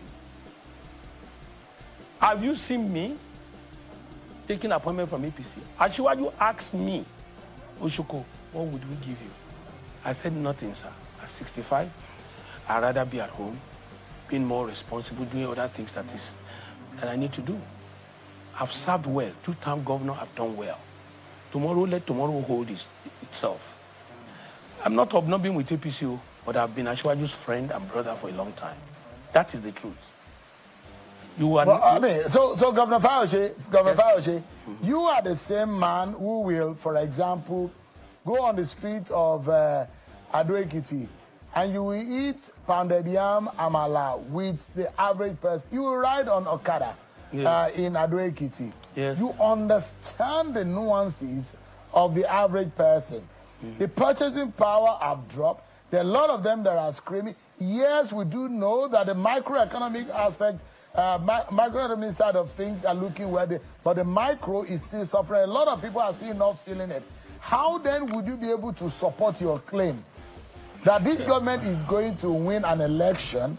What basis, on what grounds will they be able to campaign in 2027? Or you think things would have changed before then? Tell me who will defeat APC. You know, the only opposition that I know that is in Nigeria, let me tell you now. The only opposition, I didn't say the opposition can win Ashwaju. The only opposition that is, the only person that still have traction, that has traction is Obi. No other one, no, everybody. What about Goodluck Jonathan? You see, what about Goodluck Jonathan? Jonathan has not. What about Amechi?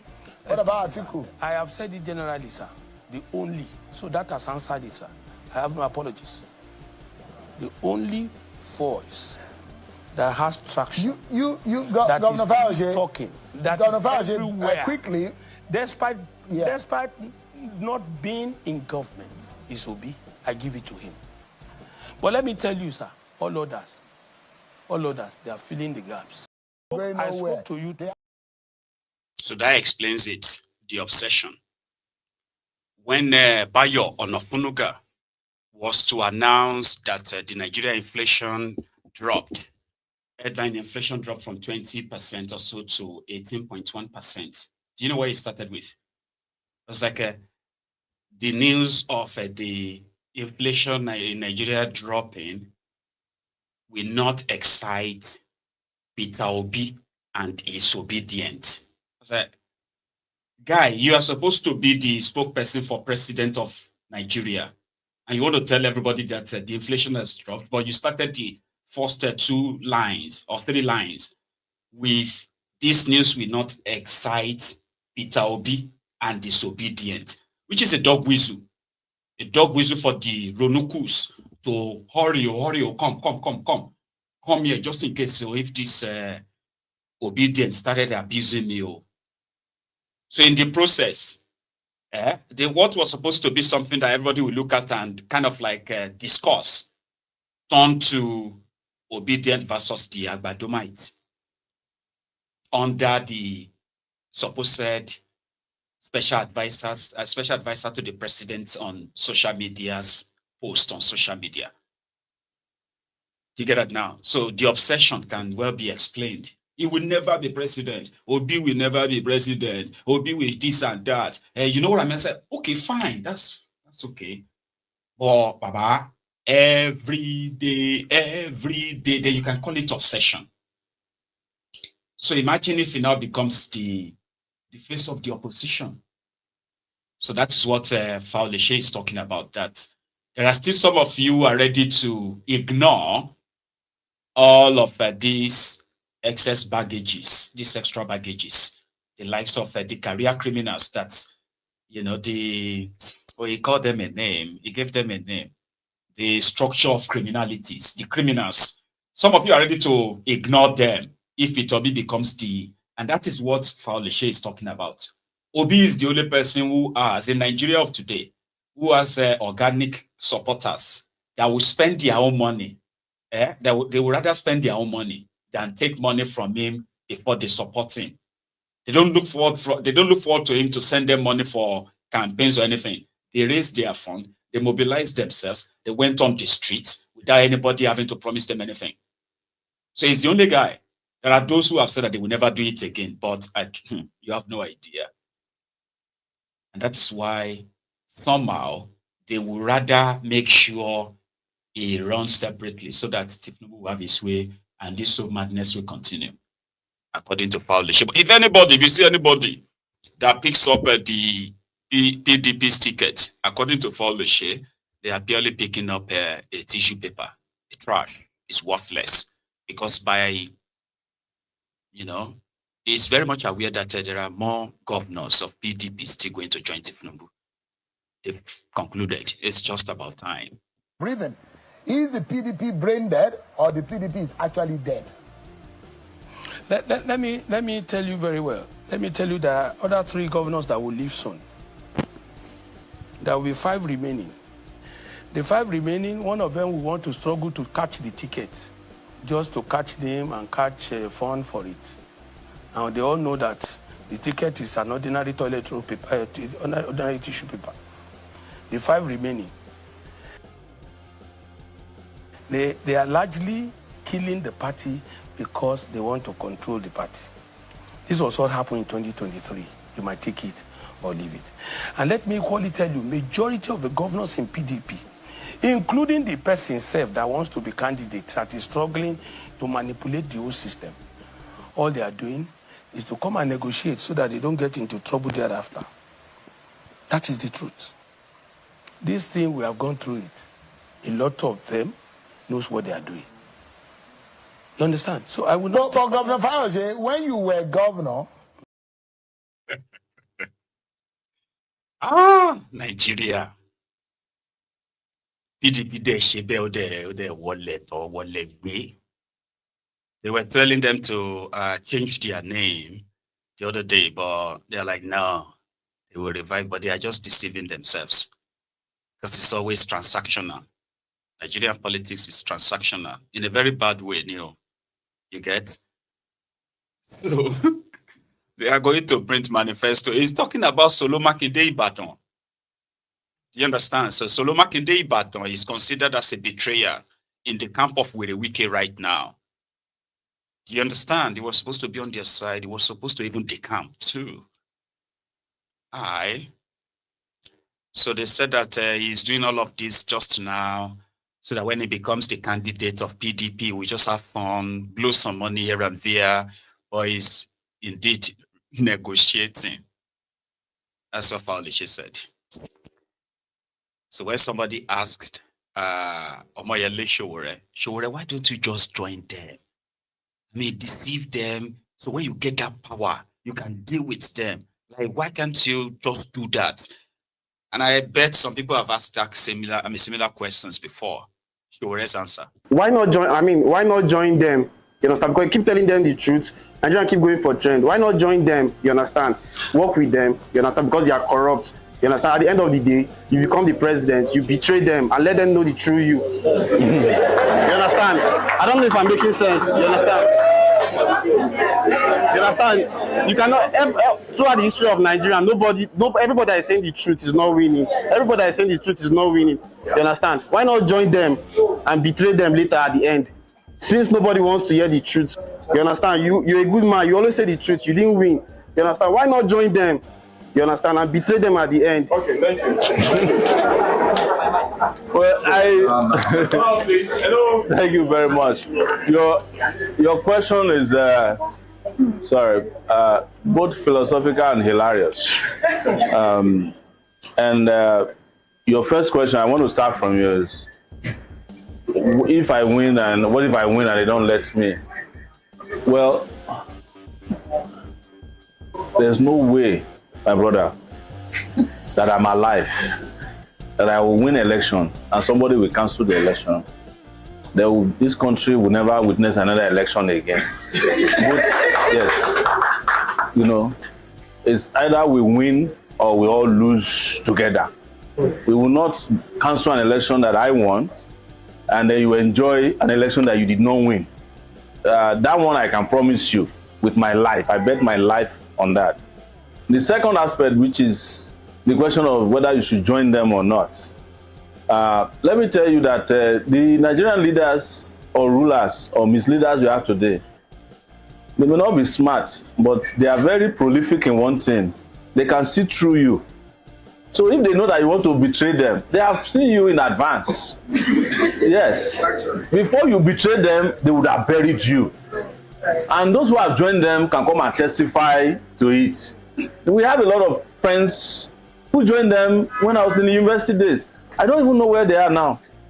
There are some of them that just joined them recently. There's nothing they can do to change the system.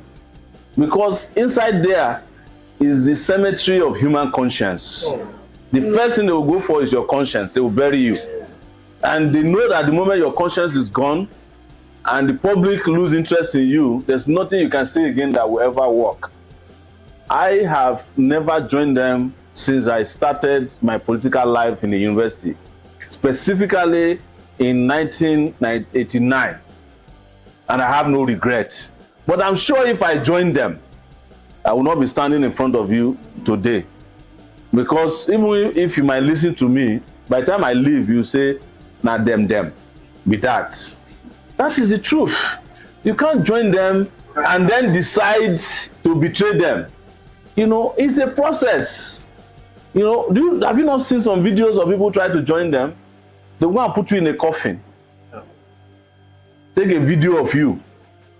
Or they ask you to be naked and carry a calabash. When you want to not join them anymore, you will see yourself, you will, as they say in Nigeria, you will see your life outside. But it is not a thing to do as a matter of convenience. If you know something is wrong, you cannot join it and then say you want to do something right later. It doesn't work like that. Why not join? I mean, it doesn't work like that. It's very right. If anybody tells you that, you know what, you know that I'm a very good person, right? But I need to join them to make a difference from inside. So you tell me how many people that you know personally, right? That they are like normal guys or correct guys. Some of them you even had confidence in them that if this person got it, if he has a chance, and then they turn to a different person entirely. Some of you even end up having to lose your relationship with them because you can no longer really relate with them. So what changed them? So when you see anybody that tells you, oh, you need to go inside there and make a difference. You know why you can make a difference in a system? Is that if you already have those within the system who are genuinely, right, fighting to keep the right thing done. And if there are those people, they will be making the news every now and then. You know, when a minister or a governor, right, takes a case to court, a case that usually they can always get somebody to get you locked up, and the judiciary says, don't bring this kind of a case to the judiciary anymore. You got what I mean? And that they begin to lose in the judiciary, they begin to lose that power. Then you probably will begin to kind of like believe in such a system, but you don't have anything like that. Those ones that claim to be good, right? They are always culpable too. They just try to clear their conscience to say maybe, you know, once in a while they try to do what is right. You get what I mean now? And those who 100% wanted to do what is right, you know what happened to them? They get axed within the system. They get squeezed out. So you can't go in such system and say you want to go and change it. Change what? It will change you. It will. And if you have that kind of understanding, okay, it will never by any means even entice you and say, man, I want to go and go on. Go try it. And then you see how you're going to change within the first 2 years, where you're going to find yourself where you probably have just been hearing you've never really been to. Yeah. I have been to a few of them, by the way, from experience, so I get what Showore is saying there. But everything is not Nollywood. So practically, right, there are some certain things that morally you shouldn't even be part of it. Or if you want to join politics, morality doesn't do politics. Do you get that now? So that's what they say. And I think it's the same all over the world. It's just that the degree is kind of different, right? You can't do morality. If you want to do morality politics or moral politics, you better go and join the convent. Start off. So right? We'll see how far your sincerity will take you. Right? So, ladies and gentlemen, this is where we're going to draw the curtain this evening. It's been, I think, an interesting evening. And we still couldn't get up to 500 of us that could like the video. So if you haven't liked the broadcast, please do. Right? So I intend to see you again another time. Enjoy the rest of your evening or your afternoon. Right? Good night.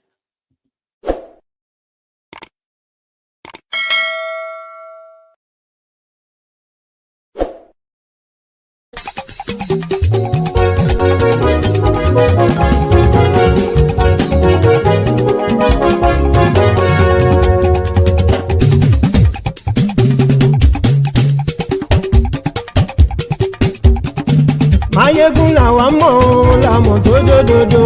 Mayegun Diary, Mayegun number one. Mayegun làwa mọ̀ làmọ̀ tó dòdòdò. Mayegun Diary, Mayegun number one. Mayegun ti dé o, ọ̀rẹ́ ará ìlú. Mayegun Diary, Mayegun number one. Lórí Facebook, lórí YouTube. Mayegun Diary, Mayegun number one. Gbogbo bó ṣe ń lọ ni Mayegun já wa sí. Mayegun Diary, Mayegun number one. Àṣírí ọ̀jẹ̀lú kì í bò níbẹ̀ o. Mayegun Diary, Mayegun number one. Bó bá ṣe eré, àní Mayegun máa wí. Mayegun Diary, Mayegun number one. Ó sì tún ṣe eré, wàá gbọ́ níbẹ̀ o. Mayegun Diary, Mayegun number one. Mayegun Diary, Diary political. Mayegun Diary, Mayegun number one. Godfatherism kò sí lọ́rọ̀ Mayegun. Mayegun Diary, Mayegun number one. Ẹ farabalẹ̀ sẹ́ o kẹgọ́rọ̀ lẹ́nu o. Mayegun Diary, Mayegun number one. Àní Mayegun làwa mọ̀ tó dòdòdò. Mayegun Diary, Mayegun number one.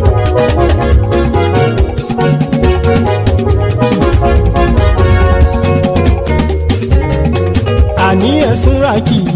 Mayegun ti dé. Mayegun ti dé. Ọ̀jẹ̀lú ẹ̀sùn ràkì. Mayegun ti dé. Àní ẹ̀sùn ràkì. Mayegun ti dé. Lórí Facebook. Mayegun ti dé. Àní ẹ̀sùn ràkì. Mayegun ti dé.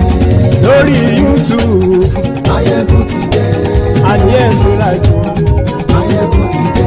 Bọ́ bàbá gbé wúrẹ́. Mayegun máa wí. Àní ẹ̀sùn ràkì. Mayegun ti dé. Ijó ìgbádìyẹ. Mayegun máa wí. Àní ẹ̀sùn ràkì. Mayegun ti dé. Bí pẹ̀sìdó bá rúfin o. Mayegun máa wí. Àní ẹ̀sùn ràkì. Mayegun ti dé. Bí gómìnà kówó jẹ. Mayegun máa wí. Àní ẹ̀sùn ràkì. Mayegun ti dé. Ọlọ́pàá tí ń darí bá. Mayegun máa wí. Àní ẹ̀sùn ràkì. Mayegun ti dé. Aṣòfin tí ń rúfin o. Mayegun máa wí. Àní ẹ̀sùn ràkì. Mayegun ti dé. Òpùrọ́ olóṣèlú. Mayegun máa wí. Àní ẹ̀sùn ràkì. Mayegun ti dé. Ọ̀jẹ̀lú ẹ̀sùn ràkì. Mayegun ti dé. Àní ẹ̀sùn ràkì. Mayegun ti dé.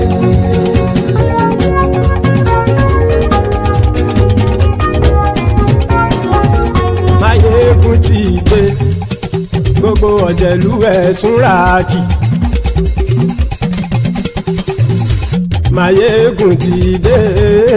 Gbogbo ọ̀jẹ̀lú ẹ̀sùn ràkì. Ṣùgbọ́n ní bá ti ṣe èyí tó yẹ kí wọ́n ṣe, ọmọ bá dèrò ní fi wọ́n níran o. Mayegun ti dé. Gbogbo ọ̀jẹ̀lú ẹ̀sùn ràkì. Mayegun ti dé. Gbogbo ọ̀jẹ̀lú ẹ̀sùn ràkì. Ṣùgbọ́n ní bá ti ṣe èyí tó yẹ kí wọ́n ṣe, ọmọ bá dèrò ní fi wọ́n níran. wọ́n fowó bẹ́ẹ̀ o Máyégún ó sọ pé wọ́n ò bẹ́ẹ̀ wọ́n fowó bẹ́ẹ̀ Máyégún ó sọ pé wọ́n ò bẹ́ẹ̀ oníkanṣá ti ṣe èyí tó yẹ kí wọ́n ṣe fáwọn ará ìlú tó gbé wọn débẹ̀ o àyè. Máyégún ti dé gbogbo ọ̀jẹ̀lú ẹ̀ súnra kì. Máyégún ti dé gbogbo ọ̀jẹ̀lú ẹ̀ súnra kì. ṣùgbọ́n ní bá ti ṣe yìí tó yẹ kí wọ́n ṣe ọmọ bá dẹ́rọ̀ ò ní fi wọ́n níran. Kì máa yí ṣe eré ọ̀rọ̀ yìí kì í ṣe ẹ̀fẹ̀. Kì máa yí ṣe eré ọ̀rọ̀ yìí kì í ṣe ẹ̀fẹ̀. Ẹni bá ti lè lẹ́bọ̀ lẹ́rù o ọmọ bá dèrò kàṣàyè tú wọn síta. Máyégún ti dé gbogbo ọ̀jẹ̀lú ẹ̀ súnra kì. Máyégún ti dé gbogbo ọ̀jẹ̀lú ẹ̀ súnra kì. ṣùgbọ́n ní bá ti ṣe yìí tó yẹ kí wọ́n ṣe ọmọ bá dẹ́rọ̀ ò ní fi wọ́n níran. Tẹnitẹni ọmọ Máyégún ọ̀rẹ́ ara ìlú mọ̀mọ́ ni mo fọlọ́hún ṣọ́ ẹ̀ bá kìlẹ́bù lóòótọ́ olódodo ìlú ọ̀tá ìlú mọ̀mọ́ ni ìwọ ṣá máa ń ṣọ́ra kò sì mọ́ bẹ̀rù bọ́tà ń lè rí bóníṣègùn lé káwọn mọ̀mọ́ fi ṣera wọn ni ó ti dẹrùn tí wọn ò gbọ́dọ̀ sì mọ́ bẹ̀. èèpo ọ̀bọ lọmọ bá dérò tàjẹ́ ò gbọ́dọ̀ jẹ́ ó ti dọba lórí abínú ẹni kò sì mọ́ fòyà àìsíwọ́lu ní ẹnìkẹ́ ìgbódì ẹyin lábàrá o ó kó ẹni tó bá dán o ákàmù.